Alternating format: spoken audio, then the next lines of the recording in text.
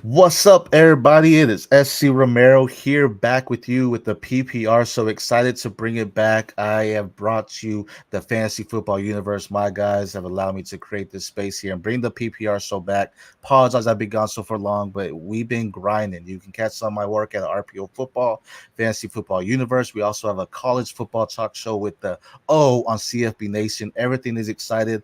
And with the first episode, I thought I'd bring back two of my favorite guys that I speak to. My man Spencer, my man JT DocHoliday, aka Sports with Buds on X. Guys that I go to a lot when it comes to just talking about fantasy football. So without further ado, the PPR show is back in 2024. Let's get it.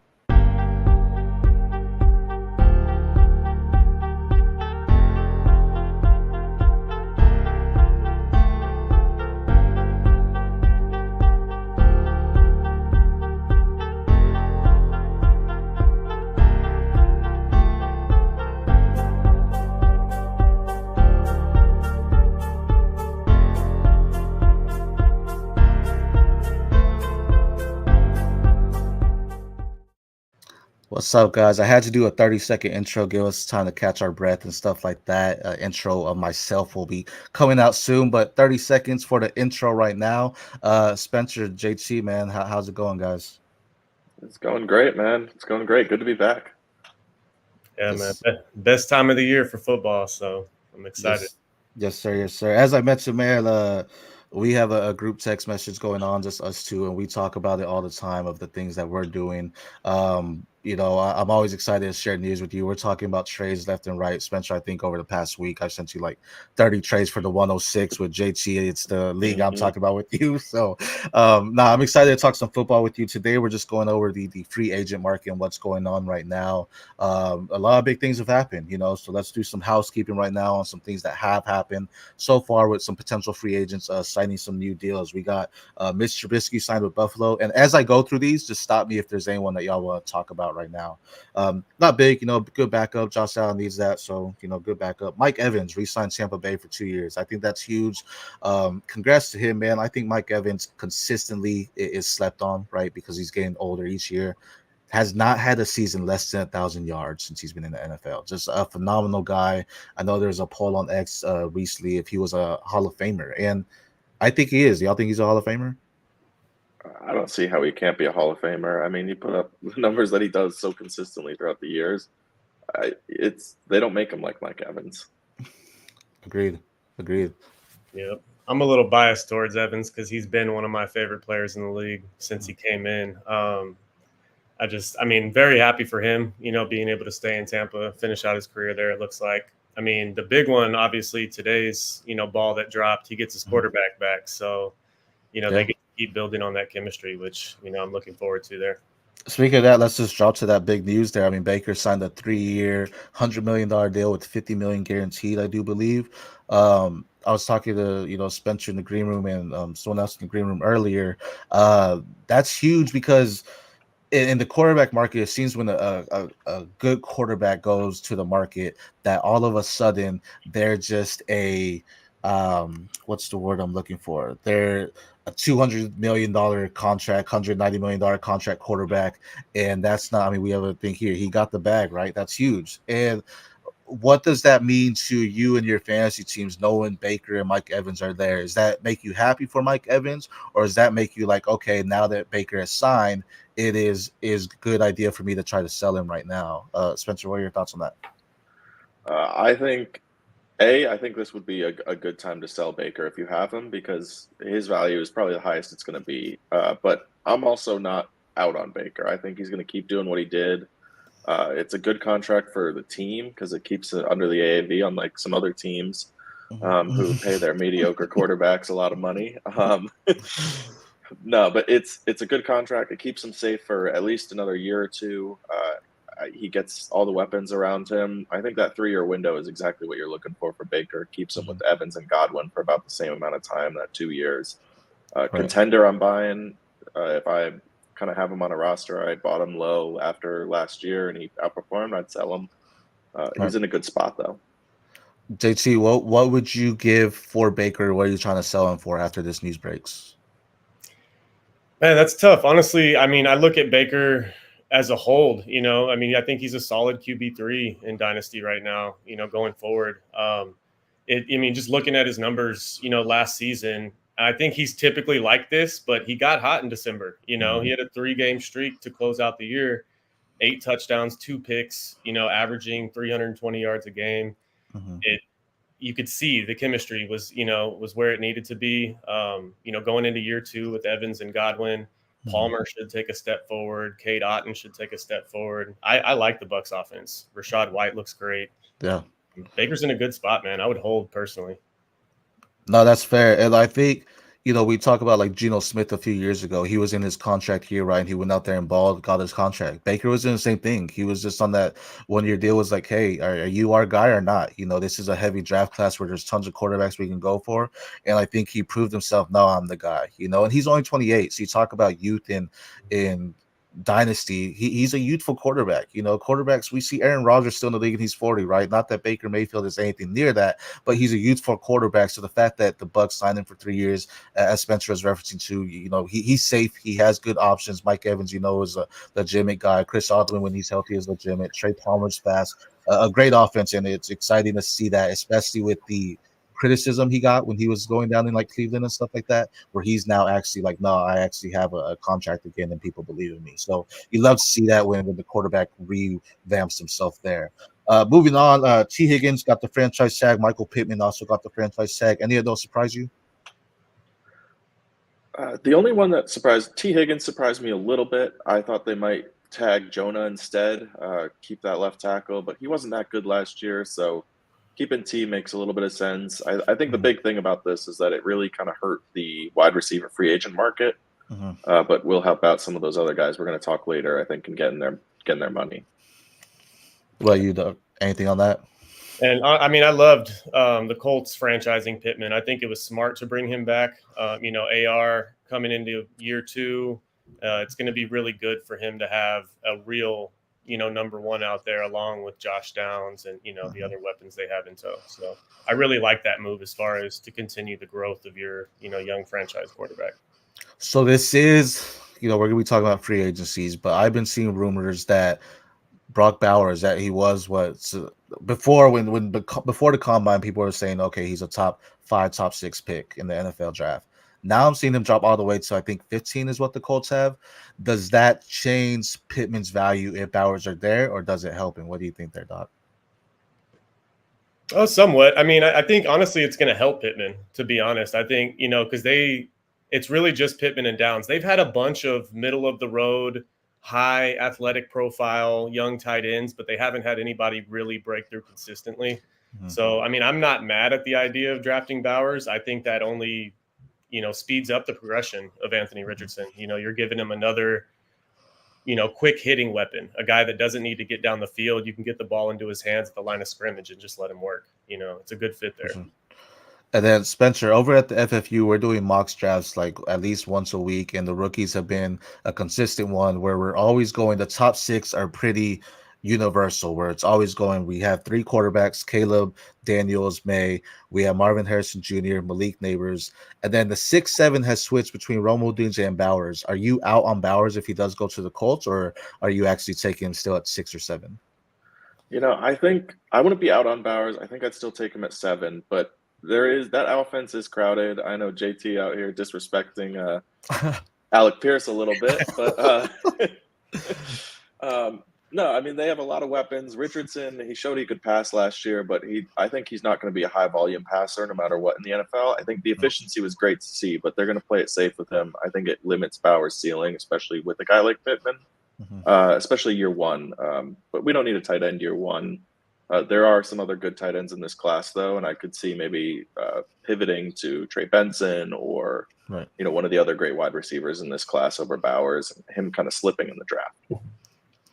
I love Pierce, but I mean, if you think about, we talk, Xavier Worthy or even Brian Thomas Jr. or even Troy Franklin. I mean, if they go with one of those guys instead and have Josh Downs actually be that slot guy, those guys I have over Alec Pierce as well. I do love Alec Pierce, but if they go them at 15, I think that's still great for it as well. So let's go on with some other guys. We have Soltz re-signed for 3 years and Hunter Henry re-signed for 3 years.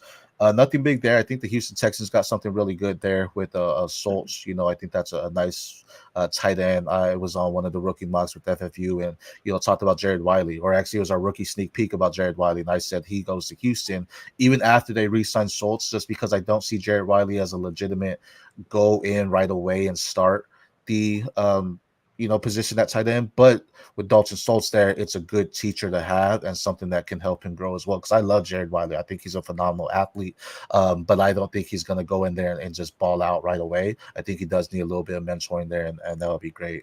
Any big news there for y'all, for Schultz or Hunter Henry? No. Not really. They kind of just stay where they are. Schultz stays in that low end tight end one kind of range. Good offense, but crowded offense. I think as we saw last year, especially Tank Dell coming back. Right. Schultz really took off a little bit more when Dell went down. Henry touchdown dependent. I don't see anything too big. I was hoping Henry would go back to the Chargers, honestly. So that kind of stinks a little bit. Yeah, that's fair. Brian Burns got the franchise tag in California. Justin Madabuke, I think is how you say his name. 4-year, $98 million with the Ravens. You love to see that. He balled out. The Ravens always have a fierce defense, and that's good for them to have him. Josh Allen got the franchise tag. No, not the quarterback, but the actual edge rusher out there in Jacksonville. You love to see that. Antoine Winfield franchise. That's huge. They're gonna have to re-sign him. I mean, that's a great defensive back for them. He's one of the top in the league, in my opinion. So that's awesome there too. L'Jarius Sneed got a franchise tag in KC. Chris Jones re-signed a 5-year deal with KC. That's also huge because they thought he was going to test the market, and they're like, no, we're going to lock you up. And I think they needed that veteran presence there. I think he is part of the defense, right? He's that vocal point. That was a huge move for them. A big trade that happened, which I actually posted on X a while ago, but a big trade. Jerry Jeudy was traded to the Cleveland Browns for a 5th and 6th pick. And the poll I posted on X was, would you rather try to target Jerry Jeudy or JSN, knowing that they restructured Tyler Lockett's contract there? JT, what do you think? I mean, between those two guys, give me JSN 100 out of 100. I've never been a big Jeudy guy, so I might be a little biased there. But, I mean, that Cleveland receiving room's crowded. I'm not sleeping on Cedric Tillman either. I think he's the type of guy that you could see a lot of growth from year 1 to year 2. And then Coop is Coop, man. So he's the alpha there. So, yeah, give me JSN. That's fair. Spencer, anything different there? A little bit. More because I think JSN is just valued a little too high right now. If you look at rookie wide receivers who did what he did year 1, when you look at the PFF grades, the amount of receptions, touchdown rate, it's not a good list to be on. There are some other guys that have popped on that list, but overall it was an ugly year. I think the lack of top-end speed showed out and kind of limited him to that short area work. Jeudy, I think he gets to learn from Amari Cooper now. And if there's one wide receiver that I would want Jerry Jeudy to learn from, it's Amari Cooper. Similar playing style with the insane route running, but kind of struggled early in career with drops and consistency. That describes Amari Cooper. That describes Jerry Jeudy. Now, Coop has obviously stepped up to be that guy. Jeudy would be a good buy low. Maybe JSN, you get Jeudy in a first, honestly, like a late end first or early second. And I'd rather have that right now than JSN. But yeah, it's a good room they have in Cleveland. I love that. I actually think, I know people were talking about Deshaun Watson and what he's done for the. It wasn't what we wanted, right? Him coming back. He showed flashes at top 5 quarterback. When he first came into the league, had those 2 years off, all that stuff happened. And now it's like, okay, what else can we see? And we didn't really see what we wanted to last season, right? So he got hurt, the shoulder injury. Hopefully it wasn't too much and he come back because they really believe in him. I think the biggest thing is we'll see what happens with Nick Chubb in the future, and we'll talk about that a little bit more later. But that's gonna be big as well. But I think getting him another offensive weapon kind of said we're gonna go towards the pass. We're gonna try to believe and lean on it, whether it be Watson or maybe Flacco. Another guy that's testing the market there, but an older quarterback. So I like the value on Jeudy. Maybe he goes a little bit less now, but at the same time, sometimes a certain player needs to get out of the system they're in to have some success. And I think Judy was one of those where they just weren't, year after year, it just seemed they weren't using him as they should have in Denver. And I hope they do that here. And as Spencer related to, having that mentor in Amari Cooper, someone that's always under the radar. Like, I feel no one ever talks about Amari Cooper, but he's consistently like a top 15 wide receiver in the league, so something like that would be great. And I think it's good to go try to target him because you can probably still get him low there. This one here, Marvin Mims gonna crush with JJ as quarterback. We're gonna get to the quarterbacks a little bit here because one of them is a free agent in Minnesota. Denver, excuse me. So yeah, he's also a free agent. So that'll be interesting there. Last trade that happened, Mac Jones, a future first round pick by the New England Patriots, was traded to Jacksonville Jaguars. Spencer, thoughts on that? Mac Jones, what's interesting about these guys is if you look at the numbers, Mac Jones and T-Law have been remarkably similar throughout their careers, which you wouldn't think just based off of what you hear about them. I still don't think Mac Jones is pushing T-Law. I think this is a true backup situation. Jacksonville has really struggled with T-Law's injuries. He gets hurt and he just pushes through, or when he sits out, it's bad. So I think this gives them good security at backup, but I don't think Mac Jones is pushing T-Law for the job, at least not right away. What about you, JT? What do you think of that?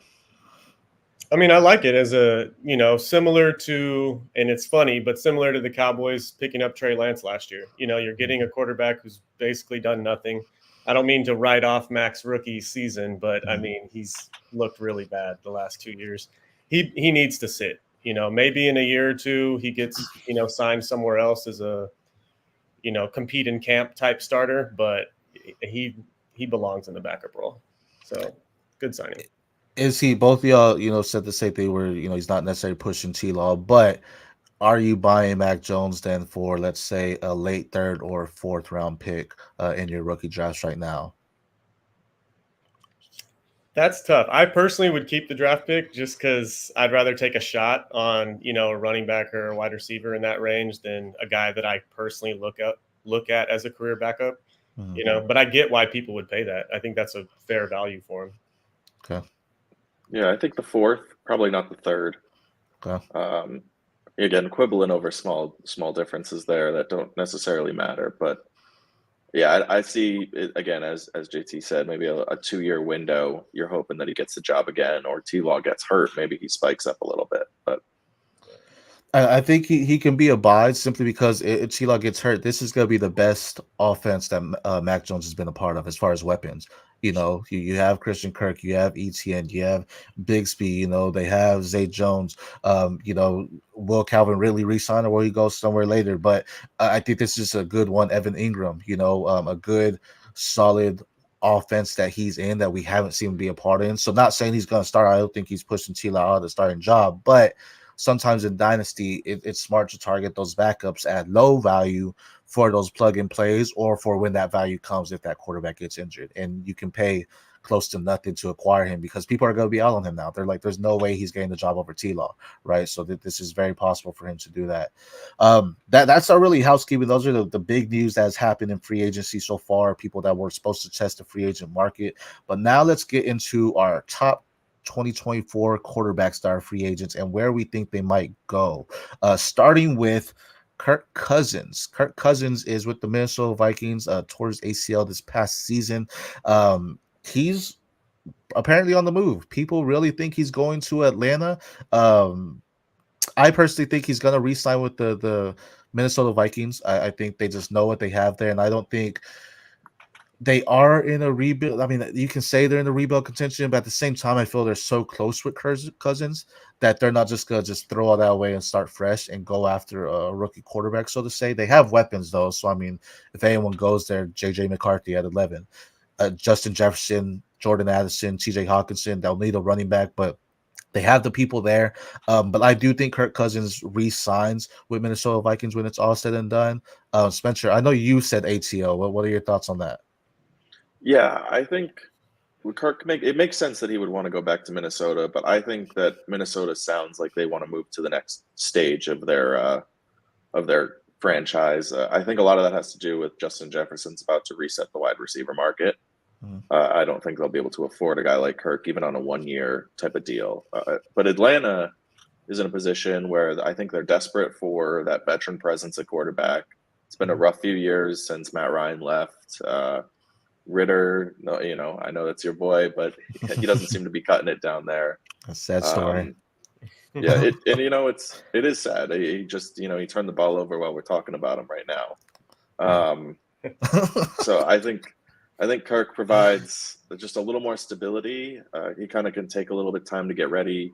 He's talked about his family moving down there. I don't know if any of you have been to Atlanta, but it's a great city, really up and coming kind of area. I think with that roster, it's a good fit. I've actually told my wife I would love to go to Atlanta because they have an amazing aquarium. They have some whale sharks in there, so that's one of my bucket lists to go there. Yeah, it's the only place you can see whale sharks, I think, in the country, and they are quite stunning. It's a great place. Well, so where do you think he ends up, JT? I mean, like you said, I like the idea for Kirk being like a family guy first and foremost. Him already having his family kind of situated up there in Minneapolis. I think it makes the most sense for him to stay there. But I mean, as a dynasty player who's owned Kyle Pitts for 3 years, I am crossing my fingers Kirk Cousins goes to ATL, man. I'd love that fit for London and Pitts. I think Cousins is the type of quarterback who's always peppered his, best receivers. So I love it for dynasty, as far as for the weapons in Atlanta. Nobody's really mentioned Pittsburgh as a landing spot for Cousins, but that's another one where I wouldn't be mad at it. They've got plenty of weapons. I think Cousins would really move that offense. I think that offense stalls out a lot because Pickett doesn't know what he's doing half the time. He just gets lost. And Cousins is so consistent, man. Even if it's only 4 or 5 on a dump off, like he's always moving the ball forward, and I think that's really all Pittsburgh needs. If I had to pick, I like Atlanta, though. I do like that spot for him. That's fair. Time will tell. I mean, again, it starts tomorrow. They can start negotiating with teams, and then deals become official as of Wednesday. So time will tell. New head coach in Atlanta, so he may be wanting to get just his guy. Not necessarily the veteran, so maybe go after one of the rookies. They have the 8th overall pick. Maybe they trade up to go after Caleb or Jaden. Who knows? But Kirk Cousins, I think, is also, we talk about players that are undervalued. He's one of them, man. He's one of the top quarterbacks year over year, yet he doesn't get the love as your Trevor Lawrence gets more love than him, right? Because he was a higher draft pick. But it's like, why, when Kirk Cousins consistently doing that, even when he was in Washington, he was still consistently producing for fantasy reasons and for the NFL. So definitely one of the guys that slept on. But the following pick, they have the pick 11. So if they get rid of Cousins, maybe they go JJ McCarthy. Say they keep Cousins, well, then if JJ McCarthy's still on the board, this next pick is the Denver Broncos, and Russell Wilson is also a free agent. Doc, where do you think Russell goes?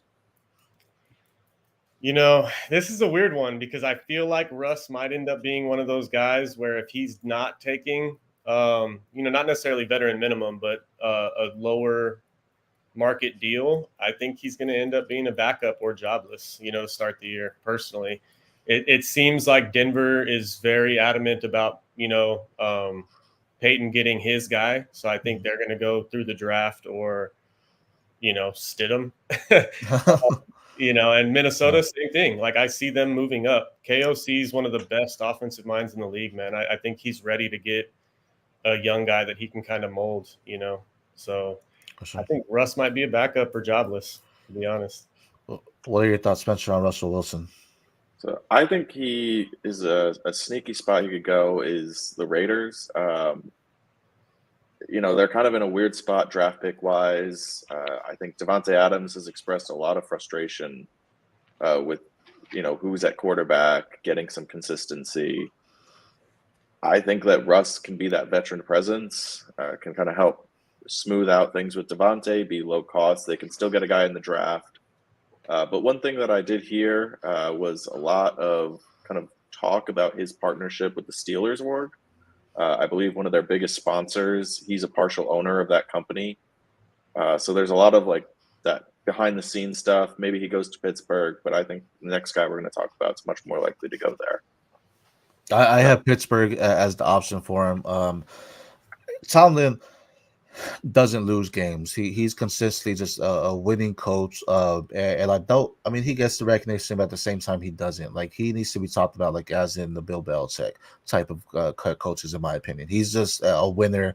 And I feel with anyone that goes to Pittsburgh, they understand there's a winning mentality there. Like, he doesn't take anything less. And we saw it kind of with Kenny Pickett. Like, he was still doing great things with it. Grant Kenny Pickett didn't do great, but then he's getting rid of his offensive coordinators, but the defense is still stout. The defense still knows what they do. Tomlin is a great head coach, and I think getting a veteran like Russell Wilson, someone that came out and said, I want to win 3 more Super Bowls within the next 5 years. Like, not saying he's going to do that, but at the same time, that mentality is something Tomlin wants.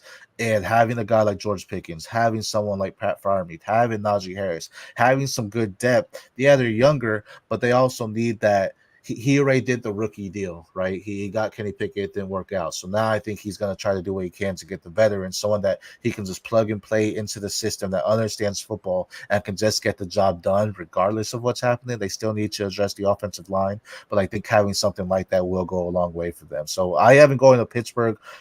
He's definitely out of Denver. I think that's a given, right? He's not staying there. So, again, that JJ McCarthy at 12, if he's there. I've seen JJ go in the top 10. I've seen him go out the first round. I don't know where he's going, but either way, there's a lot of excitement coming draft time, especially with the Minnesota and Denver at 11, 12.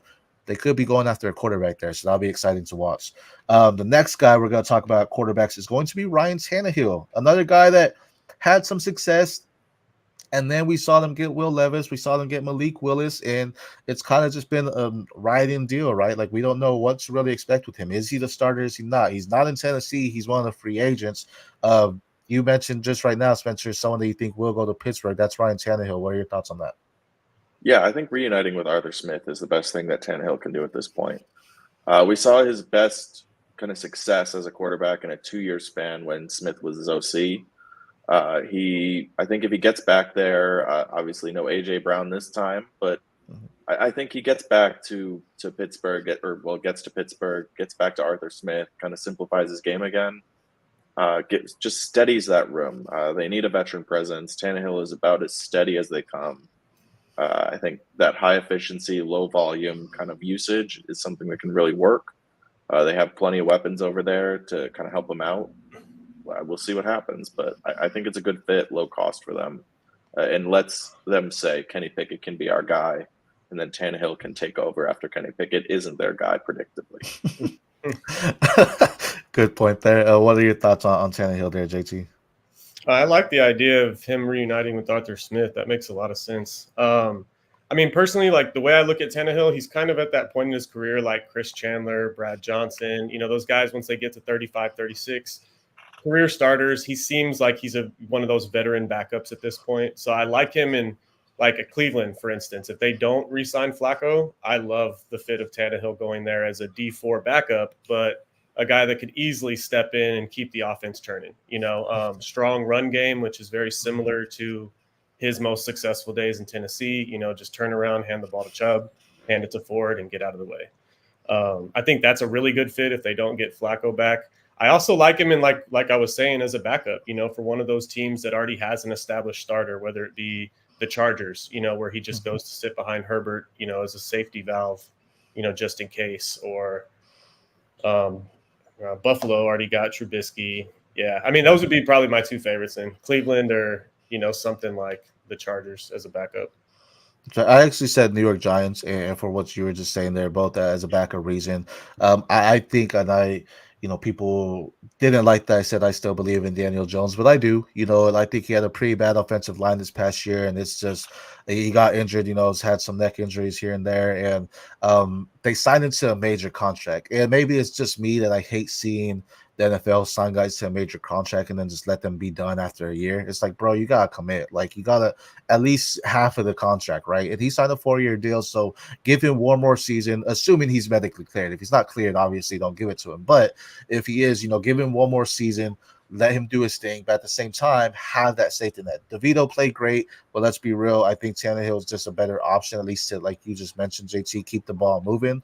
Granted, we're going to talk about their free agent running back here soon if he goes or leaves. But I still think that's a good veteran to have for a team that needs a true veteran person there. And I think having someone, let's assume Daniel Jones is fully healthy and he's just good. Having a veteran quarterback like Tannehill in his ear, just on the sideline, I think will benefit him a lot more. Daniel Jones is not an elite quarterback, but I do believe he is a good quarterback. And I think his upside can be a QB2 for your teams. But again, I think having that veteran in his ear like a Ryan Tannehill on the sidelines will elevate him because he's going to start getting the IQ that he needs. I don't think that IQ is necessarily there as your elite guys, but he's going to start to get that because Tannehill is going to teach him the way of doing different things there. So that'll be interesting. Last one, and you brought him up, Joe Flacco. Man, Joe Flacco, comeback player of the year. I don't understand it, but hey, that's not my award to give away. But comeback player of the year, Joe Flacco came out, just balled out, did great things with the Cleveland Browns towards the end of the stretch. When they lost D4 and it just wasn't working out with our quarterbacks, they brought him in and he started doing some good things. 40-year-old guy, free agent though. Where do you think he goes? Go ahead, Spencer. What are your thoughts? Flacco's a confusing one to me. So I think there's a lot of spots that I could see him going. Browns makes a lot of sense, go back there, but I feel like the org might be a little nervous about the thought of him pushing Deshaun Watson, who they committed so much to. They don't want fans calling for Flacco again. So like that's something that I think, and I could also see him saying, you know what, I end on a high note, time to hang it up. So he's an interesting one. I think wherever he goes, he ends up pushing the starter. He looked great last year. He showed that he still has got the Flacco cannon. He's an odd one though, with the age and concerns about him pushing present starters. Any different thoughts there, JT? I mean, if he doesn't end up back in Cleveland, I would hope that most other front offices are being kind of wary of because this is the Flacco recipe, the lightning in a bottle for 5 games, and then he disappears for 5 years. So I just, I would be wary of that. It was just the second coming of the Joe Flacco, run of the streak of hot games. If he doesn't end up in Cleveland, I like, where Spencer's head is at. I think it's probably better for him, to go out on a high note, 40 years old or 39, whatever he is. Yeah, I have him as a free agent. I mean, the age is a big factor there, and I don't think he's going to be a free agent. Doesn't mean he doesn't play next year, but I think he does become a free agent if someone needs that quarterback help. They're like, oh, snap, Joe Flacco's out there. Let's go reach out to him, bring him in, like you said, for that 5-game recipe, and here we go. We're good. So someone that he doesn't sign at the beginning of the season, but during the season, someone loses their quarterback and they're winning. They're like, man, we need someone to actually just sling the ball because our backups just haven't been doing it. They bring in Joe Flacco, win a few more games, and then there you go. But I do think he's a free agent, just one of those older quarterbacks that I'm not really into. Before we get to our running backs, though, just a random question. Not a free agent, but someone that's heavy in the trade markets right now. That's Justin Fields. The question I have for y'all, do the Bears trade Justin Fields or the number 1 overall pick? JT, I'll let you go first with that one. They've got to trade Fields, man. And it's not even a shot at Fields. I think he's great. I would buy him everywhere in Dynasty right now. It's just, similar to the idea of the Vikings getting a rookie quarterback contract because of the Jefferson. It's just smarter to reset the timeline, and the generational prospect label that Caleb Williams gets. It's just the smarter pick. It really is. Move Fields. Maybe you get.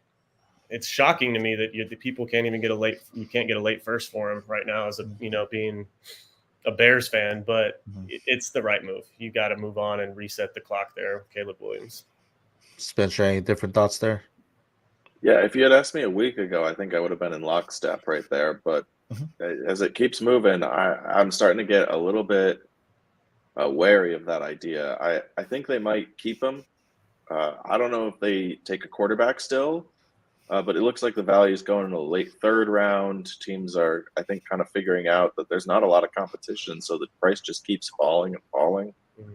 I could see them holding on to him and saying either beat out this guy we just took pick 1 or, be a backup for a year and we'll trade you, kind of like Trey Lance got traded last year, for kind of a mid-round pick after camp had started, after he lost the job. They gave him his not-so-fair shot against Purdy. Purdy beat him out. Traded him for kind of cheap to the Cowboys. I could see the same type of recipe where he doesn't get traded pre-draft. He gets traded to a backup role after. That's fair. I know JPA football on X tweeted rumors the message the Bears are getting back from teams is that they don't consider Justin Fields more of a sure thing than any other potential 1 year options such as Sam Darnold or Drew Lock. Now I've been on record saying that they're gonna get more value for the one overall. You're not getting the rumors back a few weeks ago, a few months ago, was that the Atlanta Falcons offered the 108 for Justin Fields, and they didn't take that.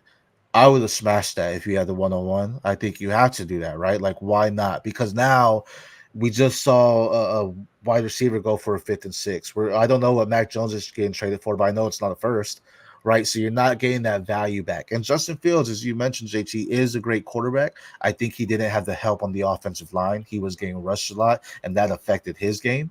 But he is someone that's good. And outside of DJ Moore, who they just got him last year, and he did great. He balled out with him. They had Cole Kmet, who actually had a good season too. Who was their wide receiver too? Darnell Mooney. No one talks about him, right? So that he needs the weapon. So at that one, I've been on record saying either you trade out or go get Joe Alt. We've seen it a lot of times where these quarterbacks are in fluctuation. It's like, oh, he's going 101, and out of nowhere they get someone that no one's even talking about.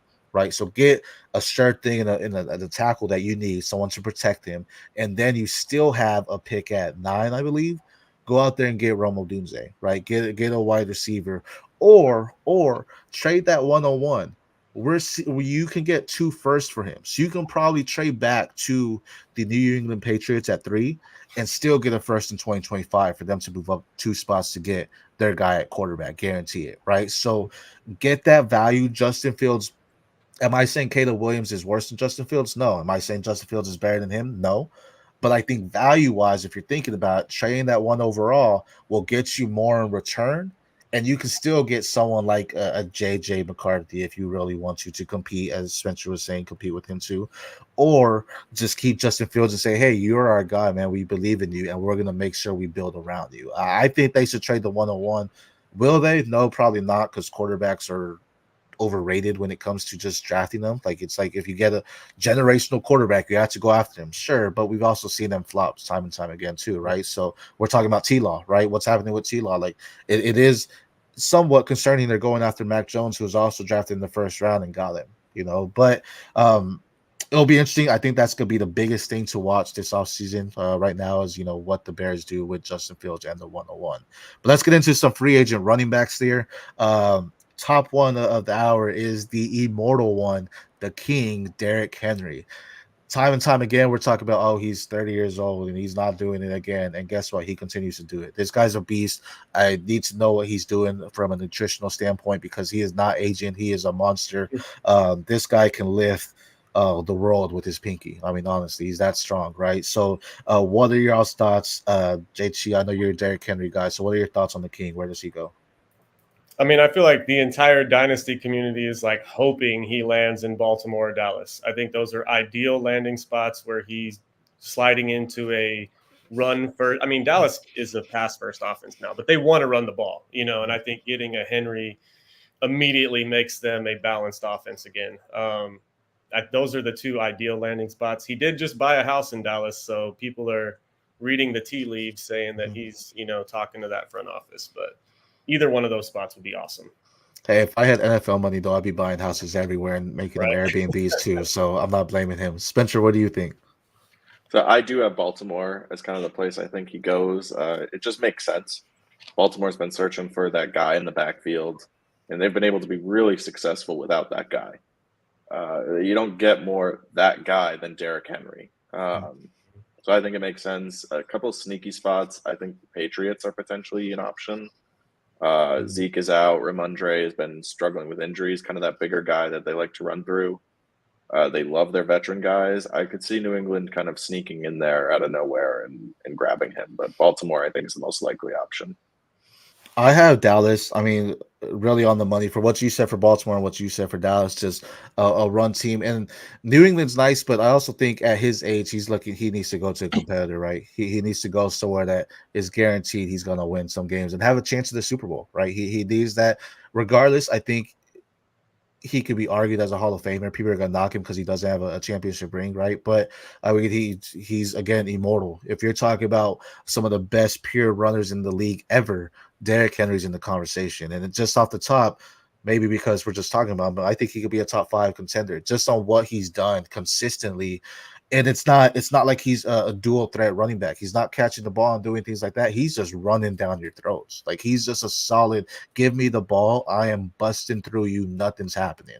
Baltimore makes sense because that's their game, right? But at the same time, we've heard it time and time again. They want to get Lamar Jackson less running, but at the same time, it's just not happening. Like, so maybe it's they need that running back though to make it happen. So that's interesting, but I do have them going to Dallas for it as well. Next one on the list, that's a big one, is Josh Jacobs, a running back that I think is also slept on, someone that consistently produces, and yet he doesn't be taught. He's not talked about as a top 10 running back, but yet he's always in that range of becoming one of the top 10 running backs season after season for the past couple seasons. Spencer, what are your thoughts on Josh Jacobs? I love Josh Jacobs. I think he ends up in Chicago. I've heard a lot. Like, there's been a lot of talk about him in Chicago talking together. It makes a lot of sense. They need a running back. I love Roshan. I love Khalil Herbert, but they're not really the guys that Josh Jacobs is. I think Josh Jacobs is interesting. It's a tale of two Josh Jacobs.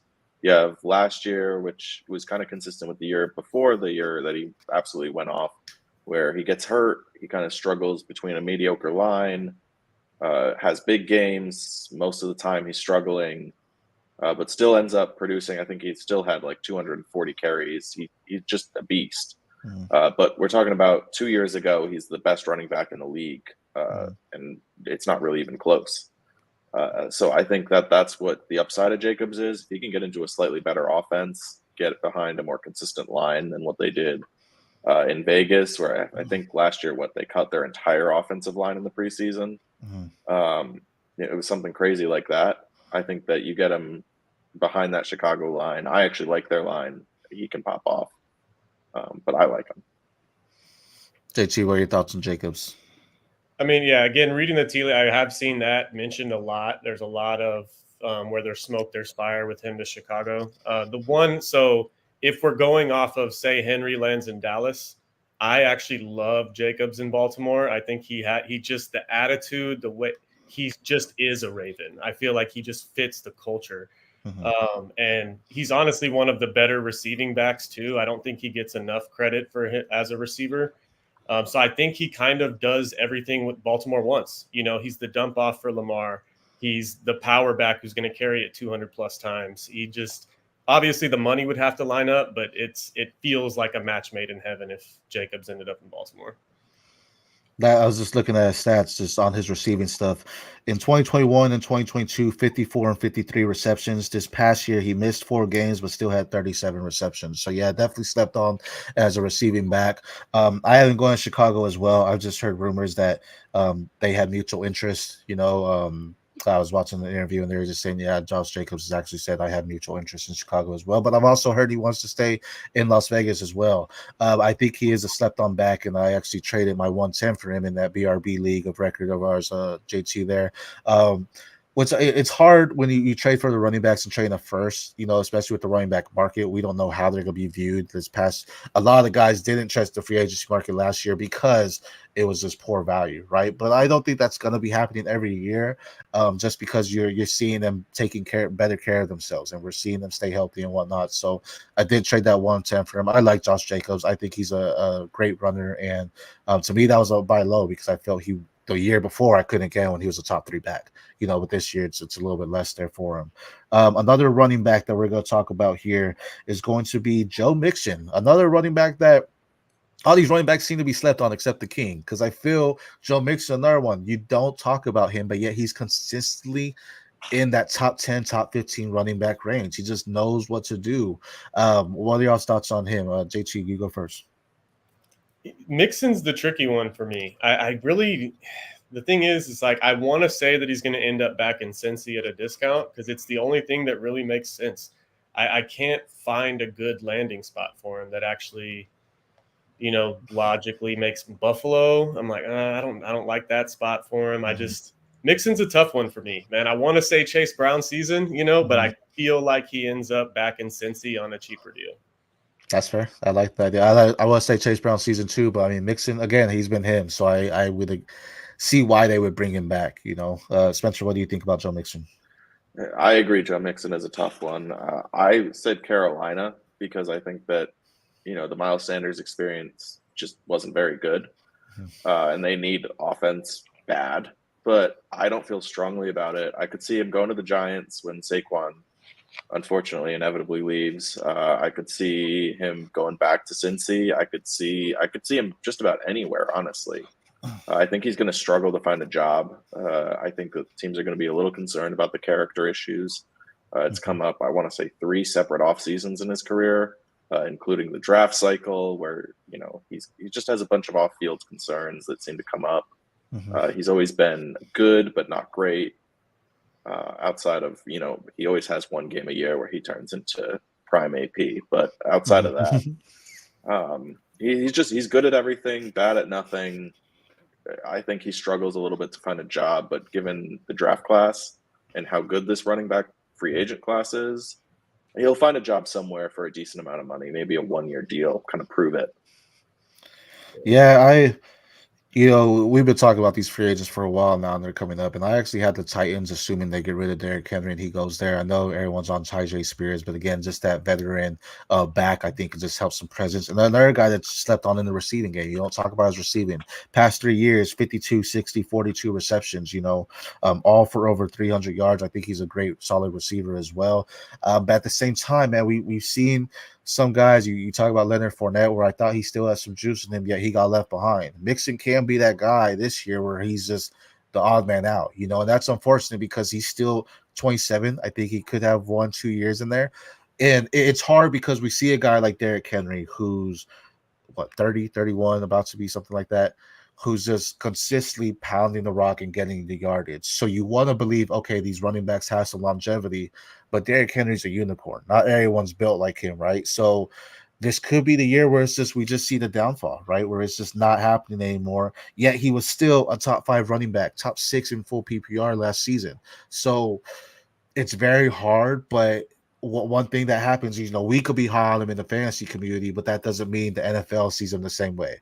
We're like, oh, he's producing, he's getting us top 6 points, but the NFL's like, I don't really know. I don't like what's happening, how he runs. So, very interesting one. I do say Tennessee, if he does, Derrick Henry does leave, but time will tell on that one.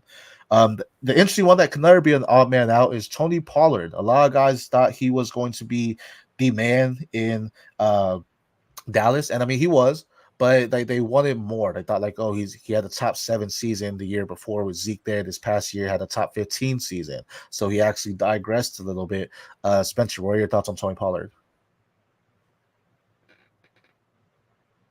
I think you're muted. Nope. Maybe his ears died. JT, what are your thoughts on that? Why he's getting that figured out? You're not muted anymore. Pollard's an interesting one, man, because honestly, he's very similar to Mixon, where it feels like he's going to end up back in Dallas on a cheaper deal.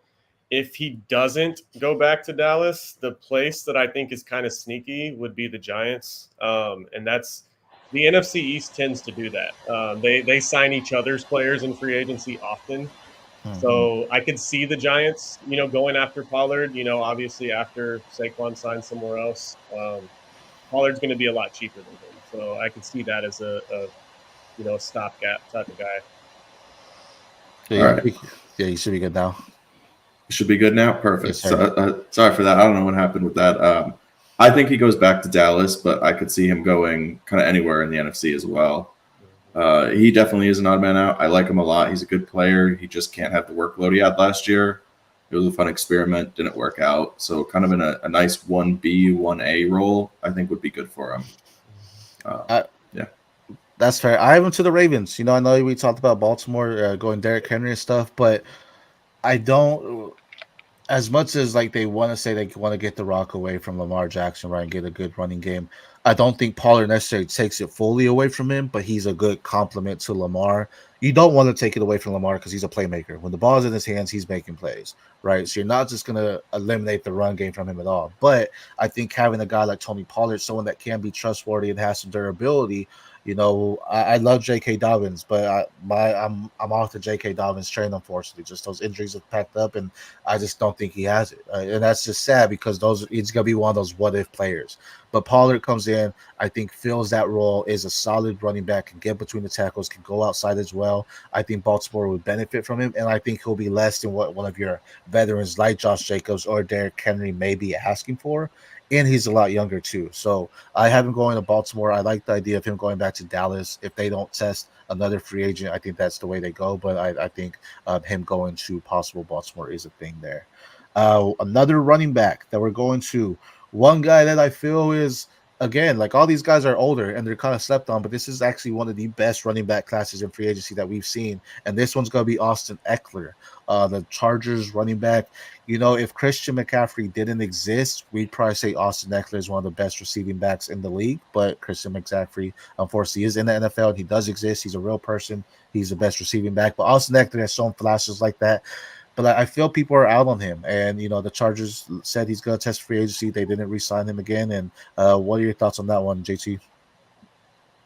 So I'm kind of in tow with I saw Luke Sawhook put out a prediction about Eckler saying that he was going to be the guy in this RB class that was unsigned come week 1. I kind of agree with that, man. Like, it just feels that way. The last 2 years, you've really seen his explosion just completely disappear. And we all love Eckler. He's one of the most likable guys off the field, but it's true. He's not nearly as explosive as he was, 2 years ago. You've only seen it get worse this year. He didn't break any tackles. He just couldn't do it anymore for whatever reason. When he got touched, he went down. I could see him in that, similar to what we were talking about with Mixon, where, if he doesn't end up back, I don't think Eckler ends up back with the Chargers, and that's what's kind of messy. So I don't know where he goes, man. I think he might be a free agent week 1, kind of similar to like Fournette, before he signed with Tampa that year, where he was a free agent for the first 2 or 3 weeks. I could see something along, that, script play out there. Spencer, what are your thoughts? I think my conspiracy theory is that Eckler was playing through an injury last year, contract year. He talked a lot about really pushing through to try to test it out. I don't think he was fully healthy. He just didn't look right. And as we've talked about, he's one of those guys in the league. He's an absolute gamer. I don't see him lasting all the way to week 1. I think he's too likable. The franchise is going to want that name on jerseys. Is going to want that guy talking to the press. I have him going to the Rams.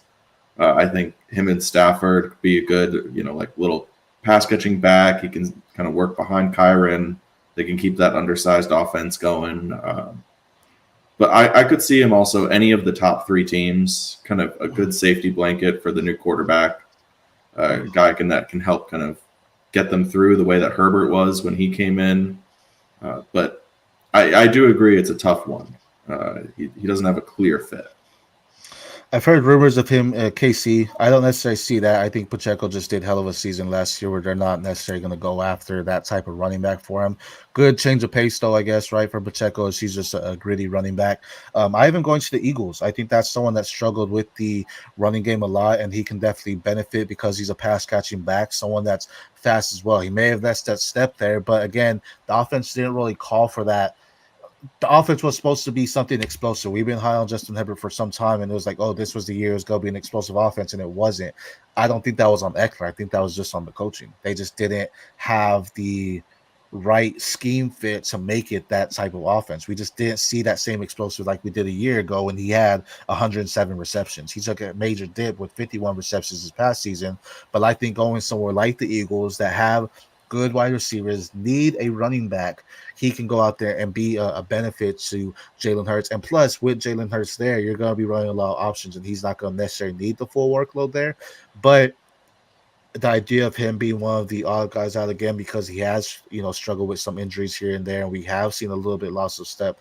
I get that. But at the same time, I think he's someone to watch, and I would still buy him because I think I don't think he's gone. And for the fantasy community, we want him because he supports fantasy football, right? He talks about it all the time, so we just need him in the league just to keep it going and keep that word of mouth there. But I think he's someone to definitely monitor because I think the energy that he brings to a team is uplifting.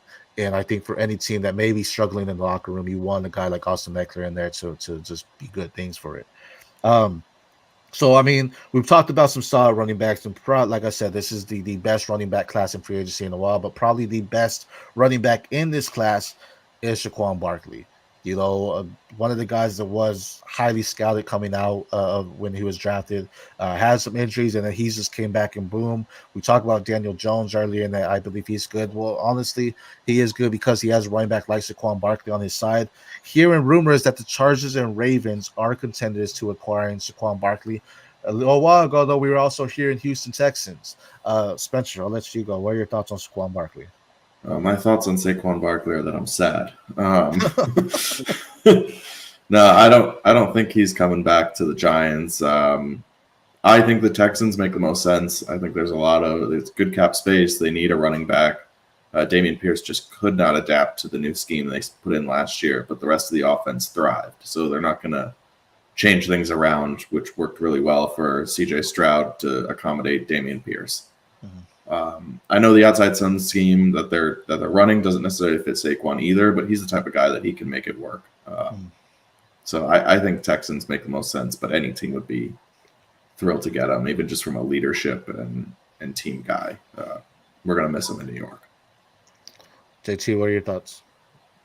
I mean, I like the idea of the Chargers just because I know Harbaugh, was there at Michigan and Saquon was destroying the Michigan defense at Penn State. But, man, I feel like Harbaugh is one of those guys. He's so loyal to his guys. I feel like he goes, whether it's Corum, Hassan Haskins, the weird one that could end up in the Chargers, one of those guys that Harbaugh coached. I like Saquon in Houston, man. That's what I'm crossing my fingers for. I want to see this offense here in Houston take off, and I think he's a perfect fit.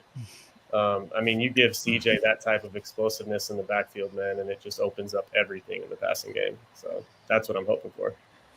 I have him as Houston too, and I think that leadership mentality is there. CJ took it by storm, and the locker room was saying he's our leader. They got behind him and they trust him. But same thing with Lamar. I mean, Lamar had an MVP type of season, and the same thing offense said it. So now that makes sense where it's okay. They're contenders now too. But him going to Houston would just do so much more, and I think that just solidifies that they're going to focus on getting one more wide receiver in the draft, one of these top wide receivers. Because Nico and Tank Dell were good last year, but I still think they need a true alpha. I'm sorry, I'm not saying Nico's a true alpha. I think he's a solid wide receiver too. Tank Dell, he could be a wide receiver too or a slot, but I think if you have a chance to go out there and get a Brian Thomas, if you have a chance to go out there and get a Troy Franklin, even an Adonai Mitchell or Keon Coleman even, I think those guys can go over and step it. But Saquon, I think Houston just makes sense. I think he wants somewhere that's fresh, but somewhere that's still contending too. So, the Chargers can make sense too, but so can the Ravens. But I think Houston is new. Houston, what CJ Stroud did with it, that hype is alive in Houston, where Baltimore just got deflated not winning, right? When they just got out by KC, they had all the hype, and if they would have won, they'd be like, oh, I'm going here. But now they got deflated, where I think it's like, we have to do it again. We have to prove it. Where CJ doesn't have to prove anything now. Now he just has to go out there and ball, right? He proved he's the best quarterback in the draft last year, and now he just has to go out there and ball. So acquiring a guy like Saquon Barkley kind of full circles that whole thing to say, hey, now we have a running game. Now actually watch me work. I mean, he threw for 4,000 yards without a real solid running game, and now we have one. Let me do some work here. Like we did for the quarterbacks, though, just a random question here. Nick Chubb is not on the Cleveland Browns to start the 2024 season. Spencer, what do you think? I'm going to say that's just not happening. I know they can save, I think, $7 million by cutting him. The injury, I think it's been blown up a little out of proportion. I think it looked way worse than it actually was. He's the heart and soul of that Cleveland team. The fan base, I think, would riot. Cleveland would burn if he got cut.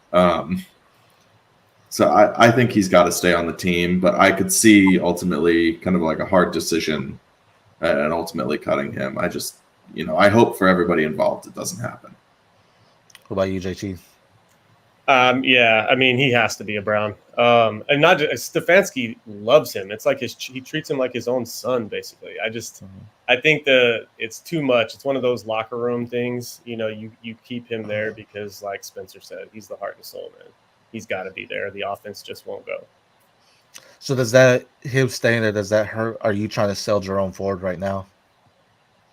Not necessarily. I think people are kind of aware of Ford's value. So I don't think you're going to be able to sell him as the starter. You're not going to get the starter in Cleveland value in a trade. So it's probably smarter to hold him because he's still good, man. He's a stud. He's good. That's fair. Yeah. Yeah, no, I agree. I think Ford is going to fill that Kareem Hunt role really well. That 10 to 15 touches a game. He's going to catch most of the passes, especially because I'm sure they're going to work Chubb in slowly. Now, I do think that they sign a guy like a Zach Moss type that can help fill that void, maybe let Chubb start the year on the PUP list and come back later. But Ford, I'm holding Ford. I'm actually buying him where people are thinking Chubb stays and they're down on Ford. I think he's a good, solid RB3 candidate for this upcoming season.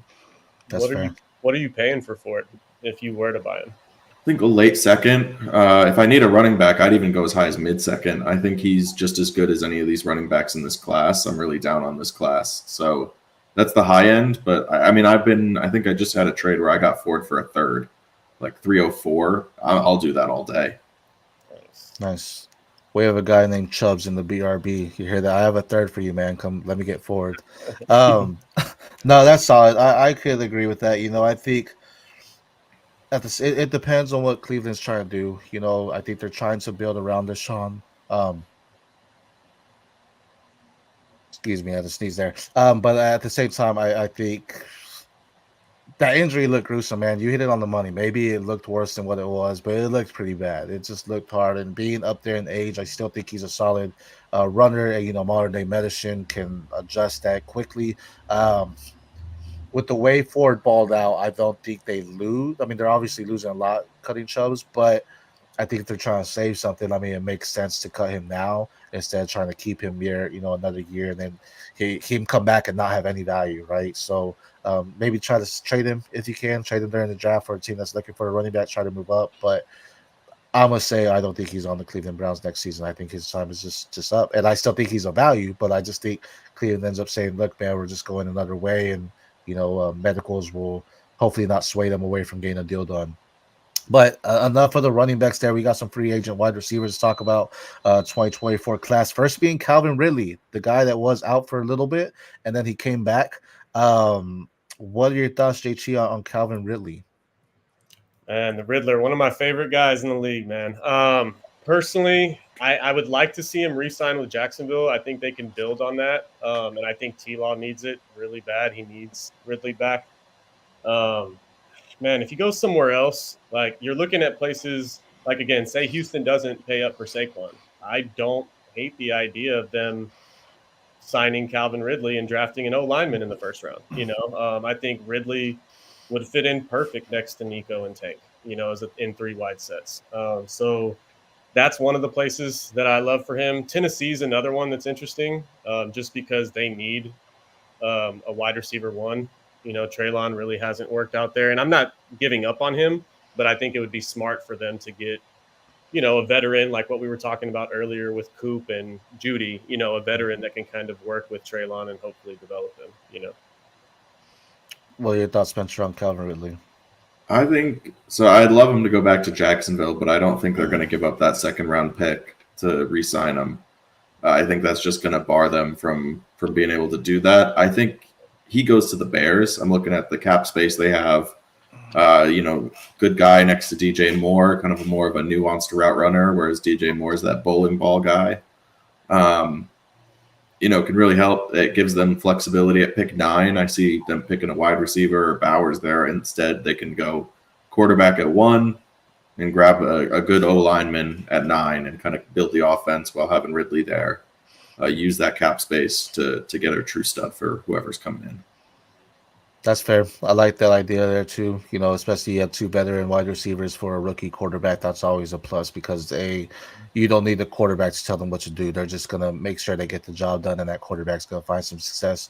I said the Chiefs. You know, I think that's somewhere where he can possibly be considered. I know Rasheed Rice came out of the ball. Travis Kelsey looked great as always, but they're always looking to build, and I think they still need someone else outside of Rasheed Rice. And Calvin Ridley can go and fit that mold. And plus, he's someone else where if the market is kind of dying on him. He's a 29-year-old wide receiver, but he was still top 20, had 136 targets and 76 receptions.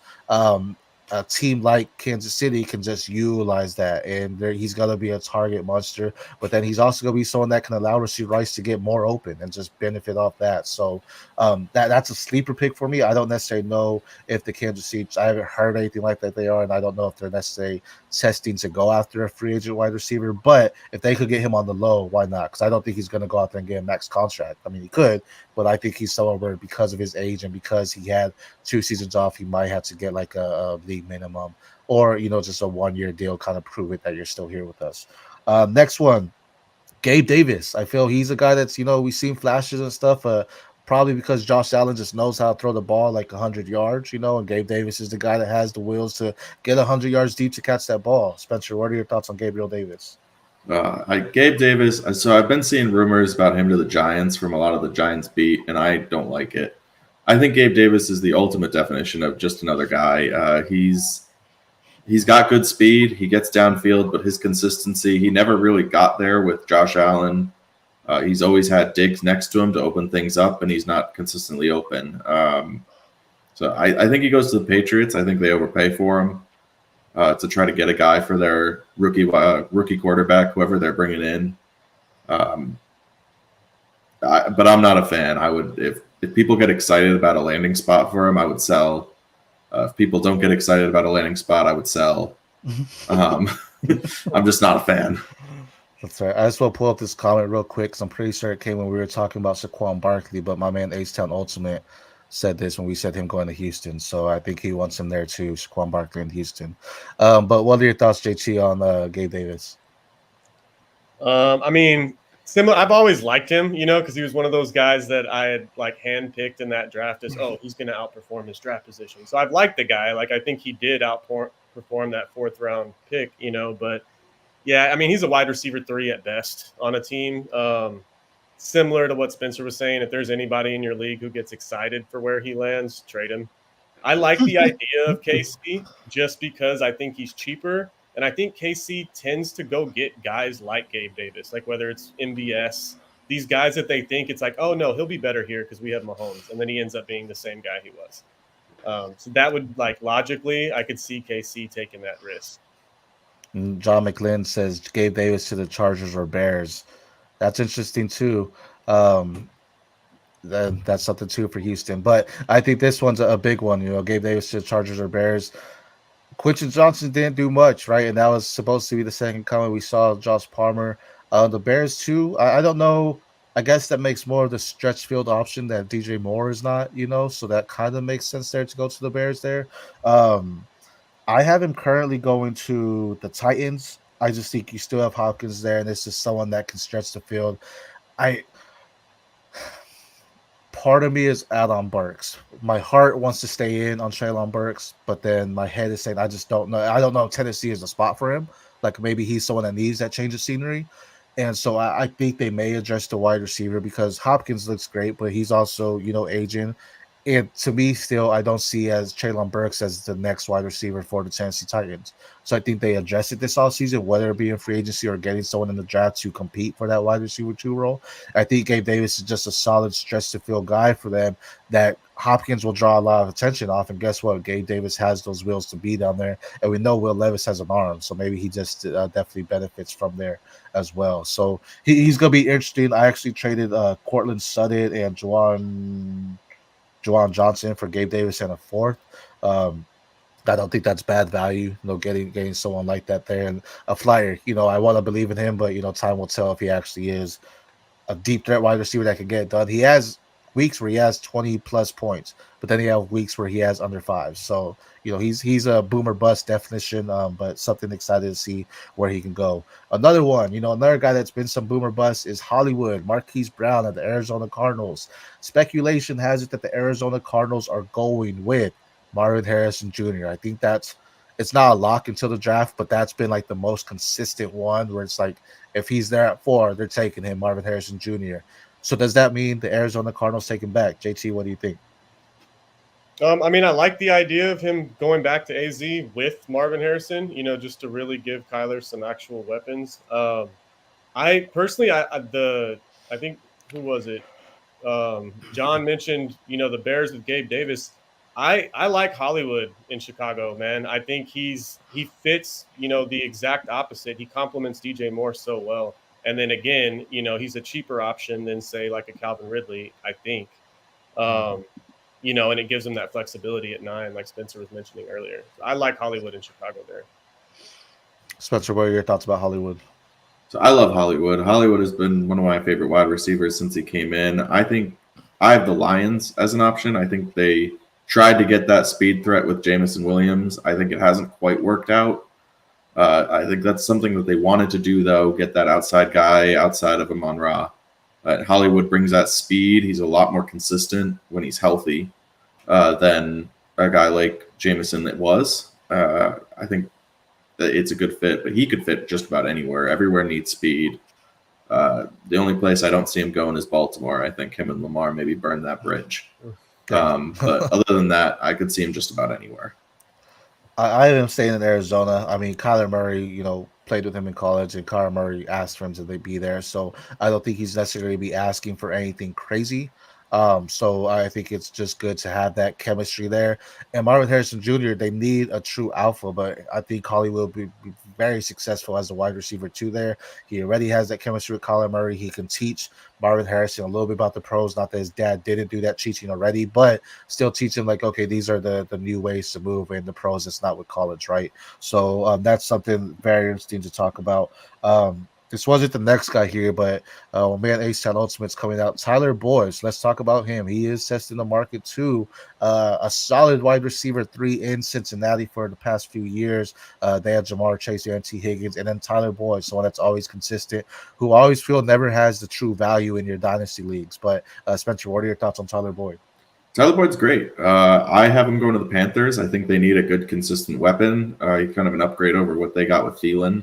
But Tyler Boyd is great. I hope my Giants sign him. I think we could use him in the slot as kind of a more consistent guy for Daniel Jones. Wandale struggled with those injuries and just kind of underperformance for who he is, where Boyd can be reliable. But, I mean, he could sign anywhere. Falcons need a wide receiver 3.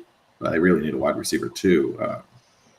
There's I could name a million spots. Tyler Boyd will fit in great wherever he goes and outperform whatever people think he's worth.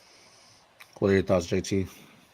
Yeah, I mean, he's just a smart football player, man. He does his job. He's a blocker. He can play in the slot, which is where he's comfortable, but he also plays outside. I think personally, I mean, I like a fit like Miami. Even with Waddle in the slot there, I think he's the total opposite of, Reek and Waddle. I think he's a more possession-based slot guy who, finds soft spots in zone, and I like that fit, giving them a real wide receiver 3. But I mean, just like Spencer said, yeah, he's one of those guys who can fit in anywhere. Atlanta makes a lot of sense too. I like that. That makes, it sounds right with those twin towers there. You give him a little slot guy who's getting open. I think that's smart. I had him going to Jacksonville. That's assuming they don't re-sign Calvin. I know Christian Kirk can be something similar, but if you have him, if you have Christian Kirk and then Zay Jones still there, you could possibly have Tyler Boyd fill that slot role. I do think Jacksonville's going to get another wide receiver, whether it be someone in this free agency or the draft. I think they just want to try to make sure that wide receiver room is stacked because each of their wide receivers has gotten hurt. So I think they want to make sure they have some rotational pieces. Parker Washington came out and they're pretty good in his time showing there, but I think having a veteran like Tyler Boyd can teach a guy like Parker Washington a little bit more about the position and how to actually utilize the slot position a little bit better as well. The last free agent wide receiver we're going to talk about is a guy that I actually have his picture over here, with the Giants. Our man Odell Beckham Jr. He had that snag with the Giants, and since then it's kind of been not so glorious for him as of late. He's tested free agent market before. He's been not on the team for a little bit. Was with the Ravens, did okay. What are your thoughts on Odell Beckham, Spencer? So Odell has a special place in my heart. I think he comes back to New York. It's a good opportunity for him to kind of be an alpha again. Maybe go back to his roots, get back with a fan base that loves him. As long as he stays away from yachts, I'd be happy with it. I could also see him returning to the Rams. Him and Stafford had great chemistry.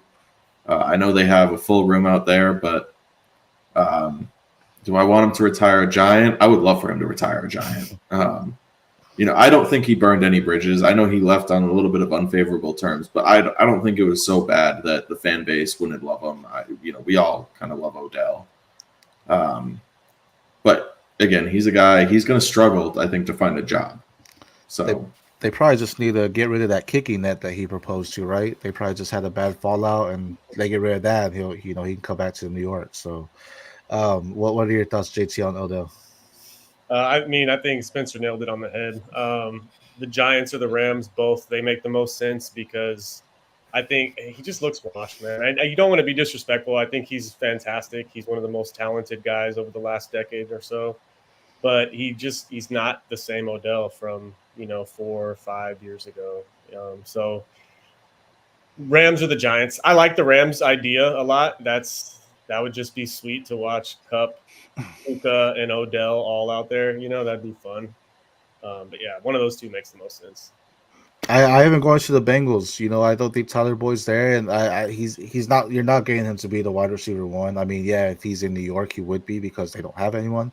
But if he goes somewhere like the Bengals, I think it's just something to be hype about, something that fits his energy, something that they have a culture there with Burrow and Chase, and then T. Higgins. Someone that's just a veteran presence in the locker room, just to help them craft their skill a little bit more because he's seen it. He's been through the adversity. To talk about Jamar Chase and T. Higgins, when free agency comes, man, you gotta test this and be ready for it because it can hit you hard. Or even just talk about how to deal with the criticism when you don't have a 100+ yard game, how to deal with those things and how to cope with it. So I think he could be a solid veteran presence for those guys in Cincinnati, and I think that would be a good fit for him. Last question for this though, Deontay Johnson is not with the Pittsburgh Steelers by the end of the 2024 season. I know rumors are that they are accepting trades from him. We haven't heard anything about that quite yet, but do we think he's there by the end of the 2024 season for the Pittsburgh Steelers? JT, what do you think? That's a tough one, man. I think if he isn't, it's going to be, he's going to be one of those guys that gets traded to a team who loses a guy to injury. I don't think I don't know, because he's good. He's not great. Yeah. If you're saying yes or no, is he with the Steelers by the end of the year? I'd guess no, just because where there's smoke, there's fire, and it seems like his name has been in that rumor mill for the last 12 months. So I think, he probably gets moved. What do you think, Spencer? Yeah, I think he's out. He was kind of lack of effort towards the end of the year. You could tell he was disgruntled. I think Tomlin's kind of done with him too. It just seems like that relationship is frayed. I don't know where he goes. I could see maybe the Texans going cheap. Follow the Jerry Jeudy deal, maybe a little less because he costs a little more money.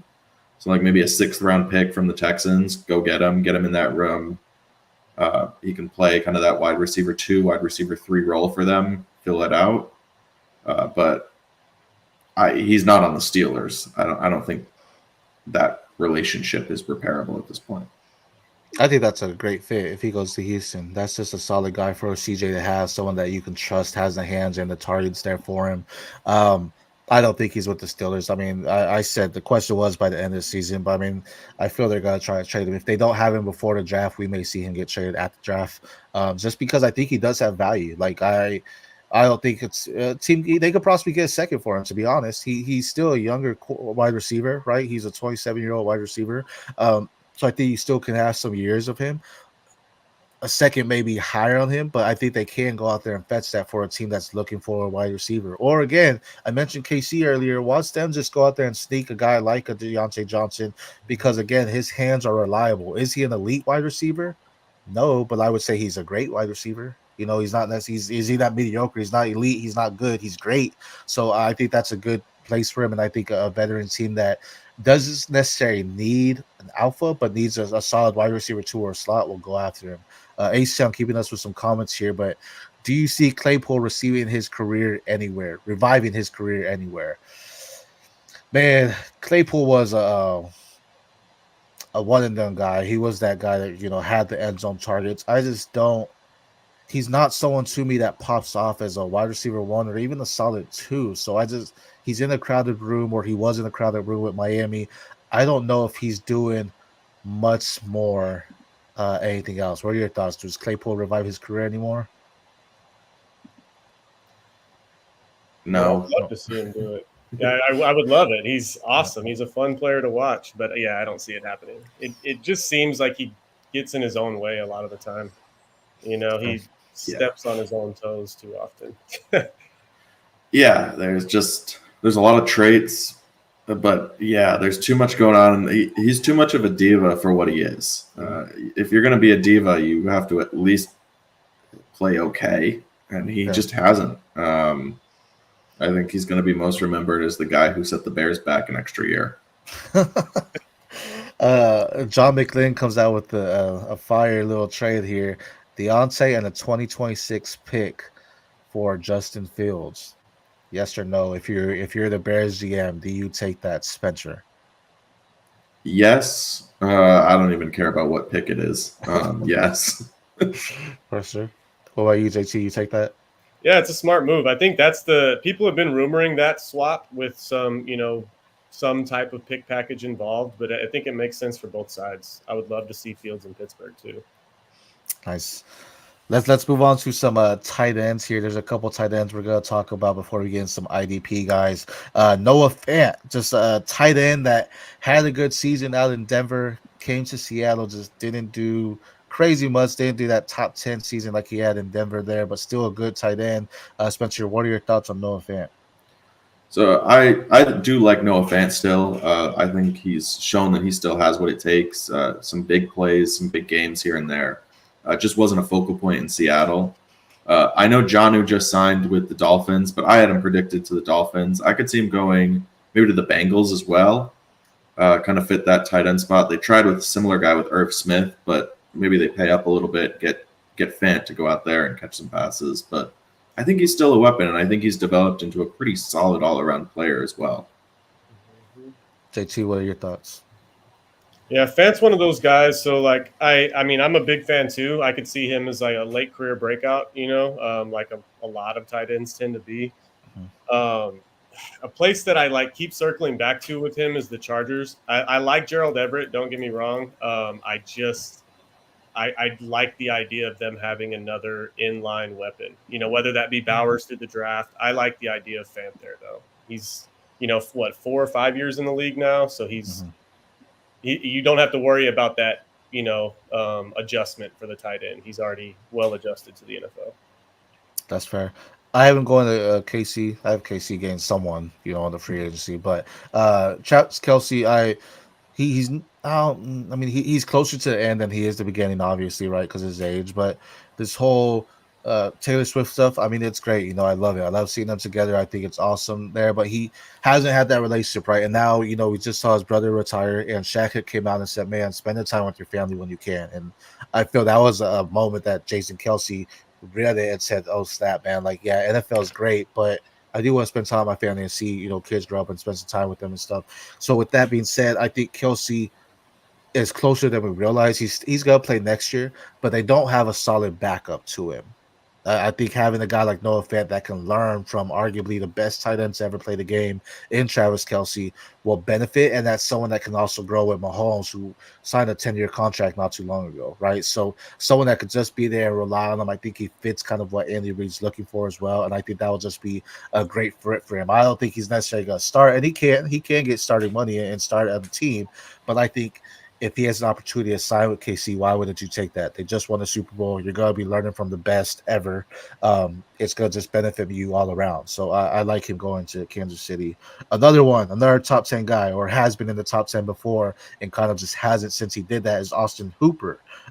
He's testing the free agency market. What are your thoughts on him, JT?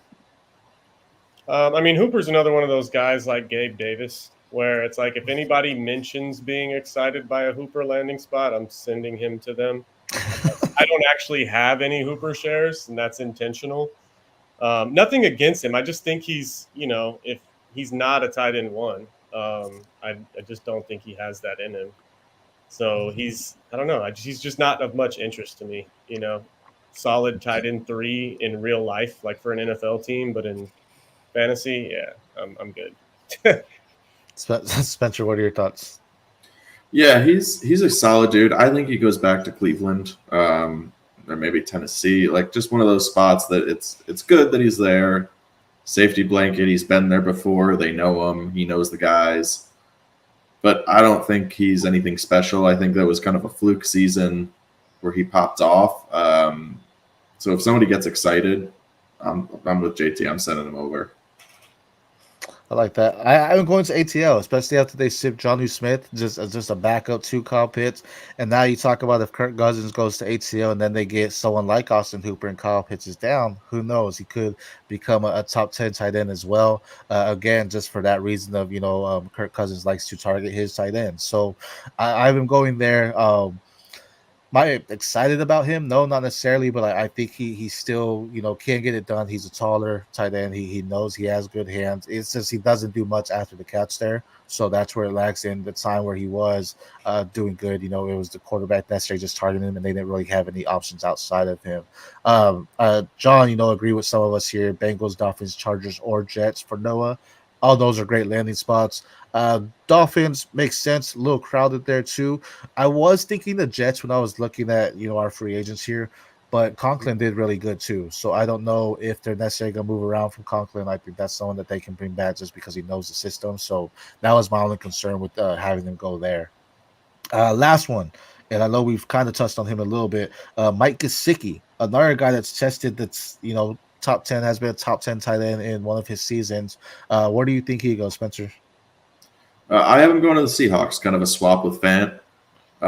He's just another athletic guy who just hasn't quite put it all together. I think he heads to Seattle. He has an okay season.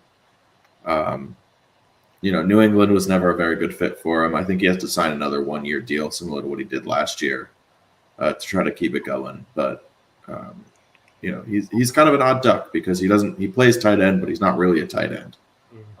So it's always tough for a guy like that. What are your thoughts, JT? Yeah, that's exactly the way I look at him too. He's more of like a big slot. Honestly, like I would love to see him go to a place like San Francisco. I know that, obviously they typically have Kittle lined up on the line. He's an excellent blocker. But I just think, that West Coast style, Gesicki is a big slot.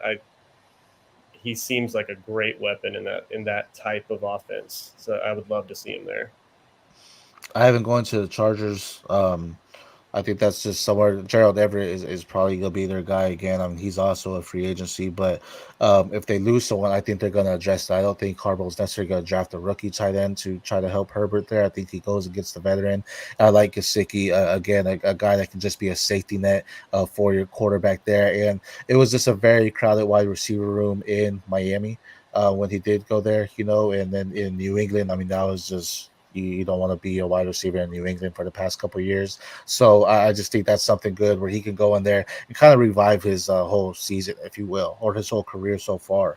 But of these 3 tight ends, they have each had top 10 seasons. Spencer, of these 3, who is the closest to having another top 10 season? I think Noah Fant. Noah Fant, he's a gamer. I think he's close. If he gets in the right spot, good opportunity, he should get there. I'm buying Noah Fant in a lot of places this year. JT, what about you? Agreed. Yeah, if he lands in the right spot, I think he's the closest to pushing for that, tight end 1 in fantasy. Again, Gesicki, if he lands in a place where he's going to be utilized as a slot weapon, like a San Fran or like you said, the Chargers, He could easily do it too, man. I think it has to do with landing spot for those two. Hooper, I don't see it happening. I think Noah Fent is the easiest choice here. I mean, just his youth, his athleticism, he marks it all. I just don't think they needed the tight end there. I mean, you have Will Disley, and they've had other guys there that just get touchdowns, but not necessarily the opportunities, if you will. So I think that was just a bad spot for him, but I still think he is very athletic. I think the Broncos lost the trade getting him. You know, I think they should have tried to keep him, and we just trade Drew Lock when they had that opportunity to trade there. But yeah, no effect, closest one to a top 10 tight end season. I don't think he landing spot maybe. You know, top 5 is always a lot, but then you talk about top 10, those bottom 10 people, it rotates in and out every year. So very possible that he can get there. But let's talk about some IDP guys for our last little segment, some 2024 free agent IDP guys.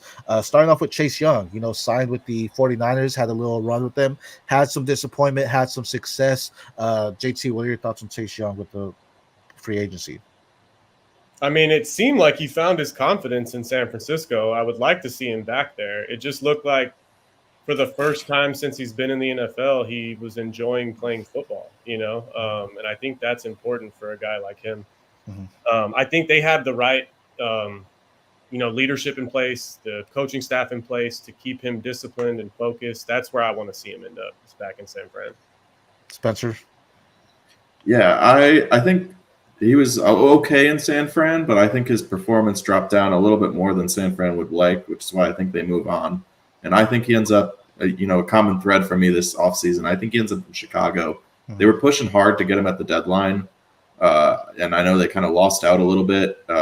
Ended up with Sweat over him, paid a lot more. But I think he reunites with Sweat. Chicago needs D-line help. Chase Young has a lot of upside. He won't cost much. But they have the cap space to kind of give him a little bit more than he's worth. So maybe he gets $7.5 or $8 million rather than 5 on a prove-it deal. I love that. Really makes a difference. I love that. That's a very valid point. I think he stays in 49ers. Really, everything you just said, JT, I think that's just right on the money. I think it just fit him. He seemed excited to be there. And they don't have to sign him to a huge deal. They still have Nick Bosa there. So he's just someone that's just going to help out. And 49ers love to keep their defensive line rotational and just have guys consistently. Another guy that, recently we found out he's going to be testing it is Christian Wilkins, formerly at the Miami Dolphins. Where do you think he goes, Spencer? Well, before the Chris Jones signing, I thought the Chiefs would make a run at him, but they brought Jones back. I think the market has really stepped up to the point where only a few teams can afford him. So I think the Texans go out and get him. They need kind of some interior help. He is probably the best guy on the market right now on the defensive side. I think he gets probably $1 million more than Chris Jones just got, and quote unquote resets the market. But yeah, I think he ends up in Houston. I could also see a return to Miami though. What about you, JT? Yeah, all the rumors are saying Houston right now, which would be awesome. Getting an anchor like that on the D line here would be huge. If he doesn't end up in Houston, another spot that I really like for him is Detroit. I think he would be awesome there. And the culture, obviously, like Dan Campbell's building something special there. Brad Holmes, they've just put together something that's easy to root for. I think Wilkins would fit in perfect on that defense. I have the Patriots here. I know that's a rival there, but I just think we have a new head coach there where we're not going to see them splurge on the wide receivers like they had these past couple years, where they're actually going to try to build some defensive presence there as well. And he's a great veteran to have. And the Patriots are in an odd situation where they're not super old, but they're not super young. But then they're not that good, right? So they're kind of in a situation where they just need help consistently and someone that can just be a vocal leader. And I think Christian Wilkins could do that. So I can see him going to New England for them there. Another one from Miami, Jerome Baker, linebacker. Where do you think he may go, JT? So he's one of those guys. Obviously, contracts are going to have a lot to do with these landing spots. But, Jerome Baker makes sense as a Cowboy. They have the worst linebacking corps in the NFL probably. So they need a guy in the middle actually going to make the right reads. If he doesn't go to like a place like Dallas, I like him in Cleveland too. I think their defensive alignment, he would just fit in perfect there, and it would free up, Jock to kind of roam and be more of a free roamer, which I think, really allows him to play his game more naturally too. So I'd like to see him in Cleveland. Spencer, what do you think? So I think Jerome Baker goes to Seattle. They have a huge kind of hole at their linebacker position. I'm not even sure they have any linebackers on their roster right now that are worth starting. So I think Jerome Baker makes a lot of sense. They freed up a lot of cap when they cut, why am I blanking on his name right now? Adams. When they cut Jamal Adams, they freed up a lot of cap, and also they freed up a linebacker position, regardless of whether he wants to be a safety. So, I think it's a good fit there. I think he's an underrated linebacker, although he did have 78 tackles this past season after having 101 before. But he did play 4 less games than he did 2 seasons ago. So I think he's an underrated linebacker that can definitely be someone that can, he knows how to track the ball. He knows how to go. He's a solid all-around tackler, knows how to wrap up effectively. I even going to Houston. I think there's someone that needs a solid inside linebacker as well. I think they have the outside kind of covered there, but someone that can be in there and, again, be a veteran. D'Amico wants his linebackers, and I think he knows how to rotate them effectively, and he also knows what he needs to do. And he's a guy that's a vet that you don't necessarily need to train him in anything. He can go in there and just be a day one starter for you and already start to eat for you there. Another guy, Devin White, a guy that's consistently a solid linebacker as well, testing the free agency market. Spencer, where do you have him going? So I have him going to the Eagles. I think he's going to go cheap. He's been good for us in fantasy, but awful in real life. He can't cover to save his life. So I think the Eagles tested out, I want to say like 6 or 7 kind of former big name guys last year at linebacker. None of them really stuck outside of Morrow. So I see them taking a shot on him, giving him a good prove-it deal, get him in that solid defense, and see what he can do. But I think he's going to struggle to find a job because I think he is going to think he's worth more than he actually is. What do you think, JT? Interesting, man. Was Devin White that bad in coverage this past season? Oh, I think he was the worst linebacker in coverage in the NFL. It was, and you watched him play, and you could see it. I mean, tight ends would put him in a spin cycle, and you're like, you're 3 times as athletic as this guy. What are you doing? That's kind of crazy to me. I've always seen Devin White as like kind of a stud, like he's a beast. He's the type of guy I want leading my linebacker room, but. Interesting. I had him landing either with Green Bay or if they didn't go Christian Wilkins, as the D tackle, I thought Devin White and Houston made a lot of sense. And I know you said Jerome Baker, SC. The idea of a linebacker coming to Houston, it seems to make a lot of sense. Miko's gonna find that green dot guy for his defense. He's gonna find him this year for sure. Devin White makes some sense there. I even going to the Giants. I know they have Michael McFadden and Bobby Okereke there, both in the inside, but I think he's someone also that can just go in there and plug and play. He's a veteran as well, so you could just have a rotational thing, keep all those guys healthy in there. And I think that was a struggle for them last year too. We talked about the woes on offense earlier, but their defense was horrendous as well. And I think having some solid linebackers helps. Kayvon Thibodeau started coming along as well, but they definitely need someone else that can be, like you just said, the green light guy. Okereke can be that too, but I think having 2 guys that you can have rotate or anything like that can be something big, and that's something that can just benefit their defense and try to build as a whole, where they don't have to worry about their linebackers. They're veterans; they can get youth elsewhere for them. Next one, interesting one is Josie Jewell, a linebacker in Denver that doesn't get enough recognition, but consistently, leads that team when it comes to tackles. What are your thoughts on him, JT? So he's actually the guy that I thought fit in with Philly. I think he makes sense for the Eagles. He's a really good pass rusher, honestly. Like I think that's where his bread and butter is. And he seems like the type of guy that if the Eagles, I think they're going to move on from Hassan Reddick.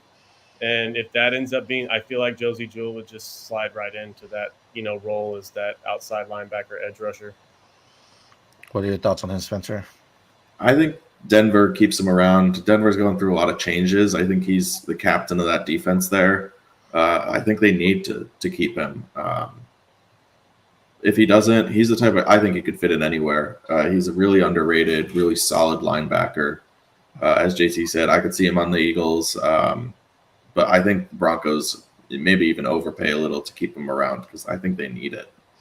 Yeah, I think so too. I think he just resigns just because they have chemistry with him already. They know what they're getting. I mean, past 2 years, over 100 tackles. He's not even playing a full season. Granted, last year he just missed one game, but the year before he missed four there. So just a solid linebacker that's gonna get it done. And they need help everywhere else, so they need to try to re-sign what they can, so they don't have to go in there and just start fresh. I mean, you have a guy like Sean Payton there that you're not trying to necessarily do that. You want to get the wheels rolling as soon as season starts. And if you lose a guy like Josie Jewell from your team, that's just going to hurt and just crumble the defense completely, where it's already standing on one leg. Next guy, another linebacker, Bobby Wagner. I'm gonna start off. I just hope he re-signs with Seattle. I think just let him retire as a Seattle Seahawk. Regardless, though, whoever gets him, I mean, this guy, I'm gonna say, arguably the best linebacker that we've seen in the past decade. I think is Bobby Wagner. Just from everything you want, from the leadership skills, from the locker room, from what he does on the field, from how he tackles, how he tracks the ball, how he could be in zone. He's the total package when it comes to linebacker, and I definitely think he is in contention to be the best linebacker of this past decade. Spencer, what are your thoughts? I agree with everything there, including the re-signing with Seattle. Mhm. I really hope they stick around. He can retire there. He's kind of the last member of that great core they had. I know he went for a little bit. He went away, won a Super Bowl, come back. He's got to stick there. Honestly, Devin White, I hope, kind of plays behind him and learns how to be a linebacker with his traits behind a guy like Bobby Wagner and passes the torch. But Seattle, it makes no sense. Speaking of that core, man, I wish Kim Chancellor didn't retire as early as he did, because he was my favorite guy of that Legion of Boom there. JT, what are your thoughts on Wagner? Yeah, I think we're all in agreement there. He belongs in a Seahawks jersey, and he needs to be a defensive coach for them when he retires. He just belongs there. It's perfect. Yeah. He's a Seahawk, man. Love it. I agree. Another one, a guy that I'm super, high on just all off season last season, after they drafted Trent Simpson last year, the Baltimore Ravens, Patrick Queen, testing the market here. Spencer, where do you think he goes? I think the Ravens keep him. He fits really well there. He really came into his own last year, and kind of got over the issues that Devin White had. He learned how to cover a little bit better. It's hard to tell if that was playing next to Roquan Smith that kind of let him kind of do his thing more, and Roquan covered his deficiencies, or if he really just stepped up. I'm of the vein that he really stepped up, and I think they keep him around, but I think he's going to get a big deal wherever he goes. JT, what are your thoughts? Yeah, I'm right there with you. I thought the trade for Roquan just brought out a different side in Patrick Queen. You can tell they work really well together. Queen, he's like a sponge around Roquan. He's following him around like a little kid with his notepad, and I love that. It's only going to help Queen continue to develop. He looked great last year playing next to him. It makes the most sense to bring him back. If they don't, Devin White was one of those where I've been hearing some smoke of him going to Baltimore if Queen leaves. So that it's going to be interesting. Devin White and Roquan, that would be a pretty Baltimore, man. They always stay to get their guys. They just always. I don't think there's been a year where I'm like Baltimore has a bad defense. I am going to New England. I think it's just for whatever reason, I think New England's gonna drop the bag on defense this year. Again, they've been going heavy on these wide receivers for no apparent reason. Then it always fails. So I think a new look's going in there. We're gonna see some defense come in there, and Patrick Queen's gonna get paid. He's to me, he's probably the top linebacker in the free agency right now, and I think he's going to get paid. And I think you can have someone where in New England, it just seems Mayo's going to be like, yo, I want to make sure my linebackers are ready and gritty and hard knocks, if you will. And I think Queen fits that mold, and I feel like he can go to New England there. Another guy that kind of revived his season, or at least was a little bit more consistent still, is Nicholas Morrow with the Philadelphia last year. Had 93 tackles, 3 sacks. Where do you think he goes, JT? Well, like Spencer was saying earlier, he was the one guy out of that, like Victor Cunningham, Nakobe Dean. They had a bunch of guys there. He was the one guy that seemed to be consistent. I think the Eagles bring him back. I don't think he's going to demand a ton, and he already knows the defense. He's been there for a year. It makes the most sense for him to stay in Philly. Spencer, what do you think? Yeah, I agree. I think it makes a lot of sense for them to bring him back. Maybe get him a 2 or 3 year deal, kind of lock him up for the rest of probably what his career is in the NFL. He really stepped up. He's a solid kind of coverage, pass rushing guy. I think former D-back. before he became a linebacker, and he really showed that last year. So I hope the Eagles bring him back. Well, actually, I hope they don't, but for his sake, I hope they bring him back. Lads, I have the Eagles too. I just don't see why he would necessarily want to test the market. Like, you already know the team there. They've already built something, and he looked great last year. So I think they're just going to bring him back, and that's just going to fit him and his family and everything he needs to do. Like, I'm not trying to move again. He's been with 3 teams, I think, over the past 3 years, the Vegas, Chicago, and Philly. So just sticking there and having it, I think this is something that he wants to do.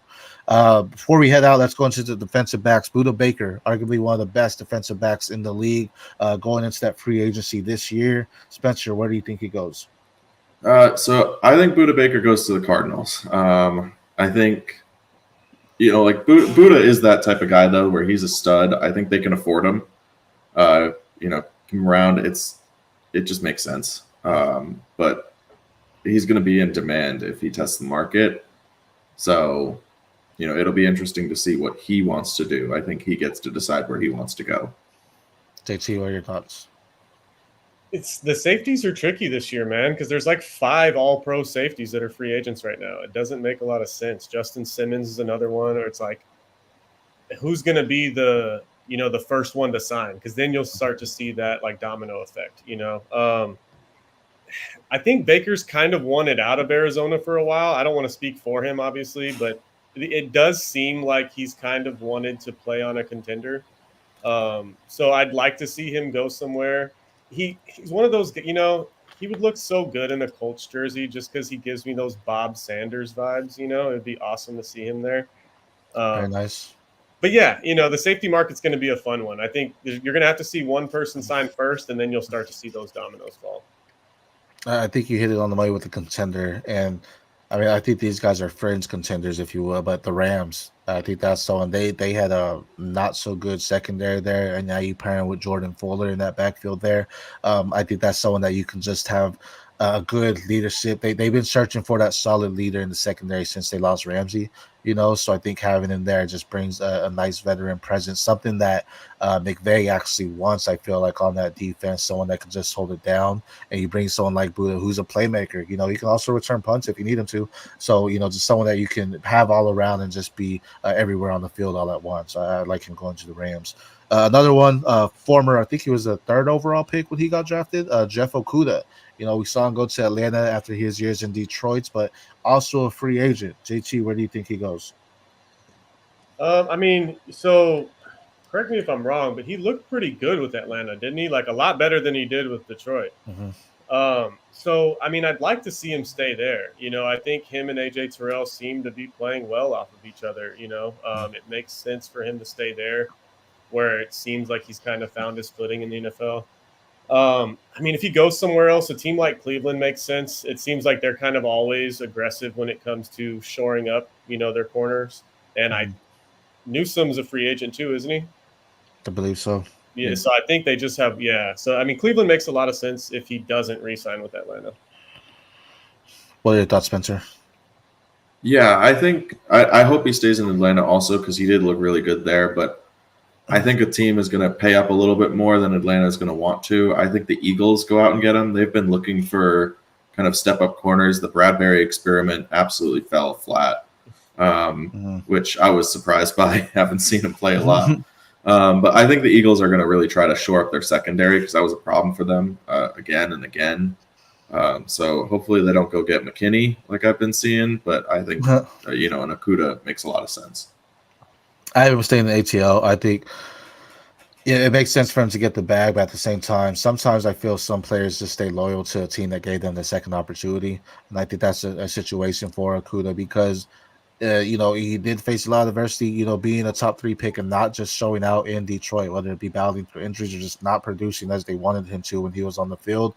And then Atlanta came in, swiped him in, and now he's with AJ Terrell. And I just think it was a good mix for him that if they're able to re-sign him, I think they will, and I think they'll try to give them what they can. Now, of course, if he's one max, whatever the max may be, then I think he passes on. But I think he may take a little bit less than what he possibly could get just to stay home and stay fit in a defense that wanted him and was aggressive to go get him last season. Two more here.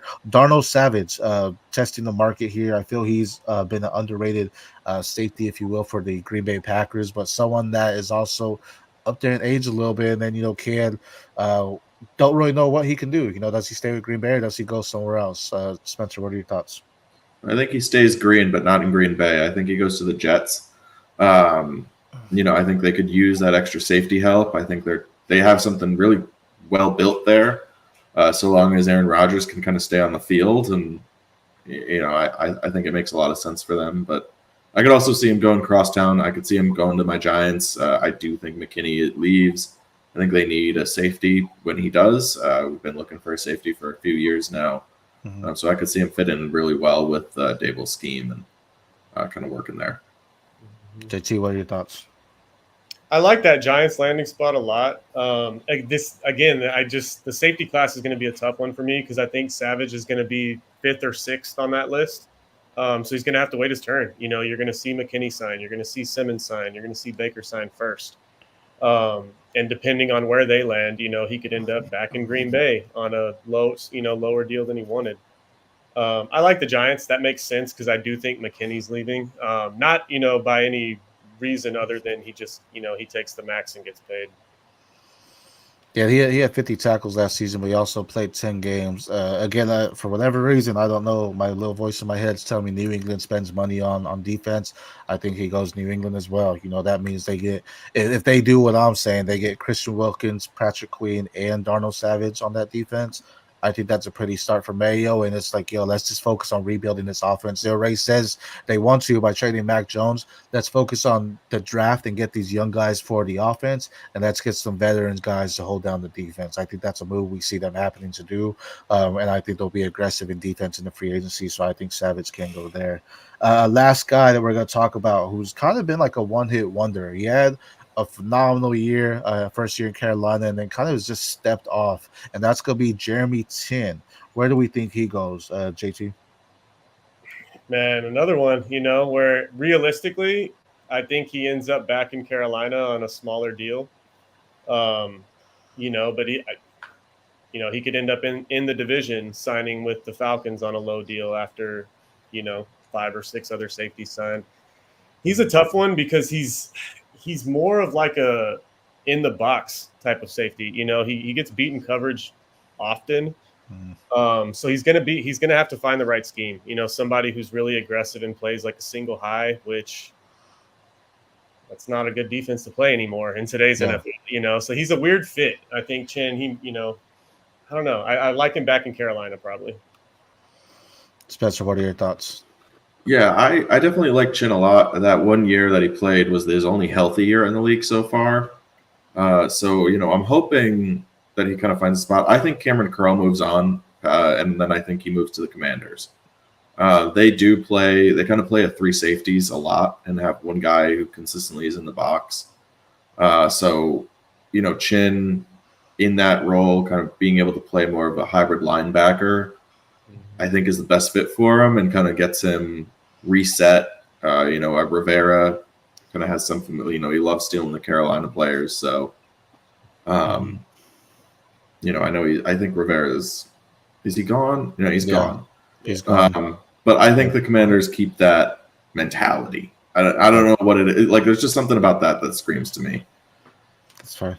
I've been going to Minnesota just because I don't necessarily know if he's a starter, but learning behind someone like Harrison Smith, but also you said playing that hybrid role, they do need some more linebacker help there as well. So I think he's just a plug-and-play player where that versatility is going to help him.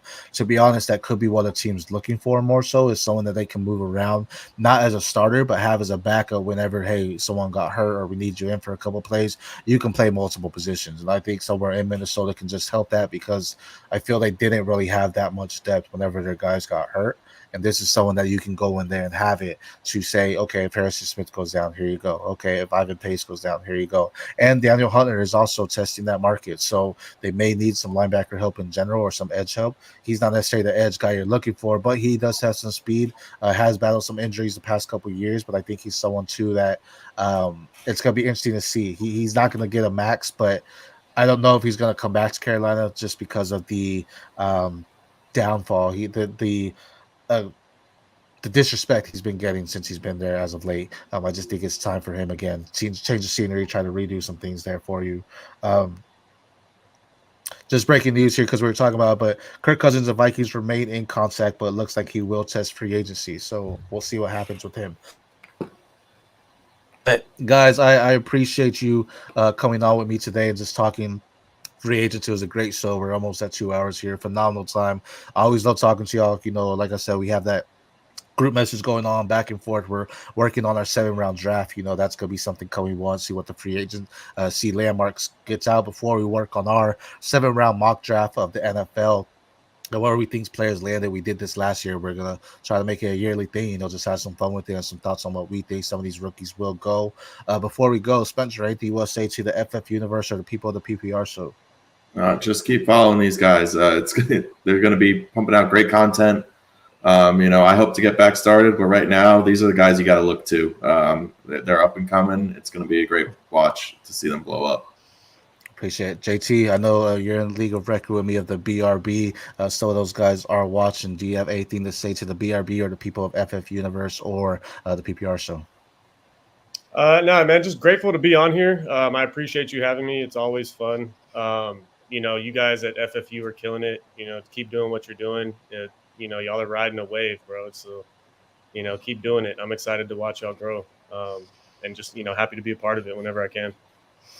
Well, I definitely appreciate y'all guys. I mean, again, two of my guys that I rely on, the behind closed doors, if you will. They don't say a lot necessarily when it comes to it, but these are two guys that, you know, I'm hitting them up with all the advice I need, and they give me some great insight as well. So you'll see more of them on the PPR. So I am SC for Spencer, JT DocHoliday, aka Sports with Buds on X. This is the PPR show brought to you by the Fantasy Football Universe. Until next time, guys, we'll talk to y'all later. Peace.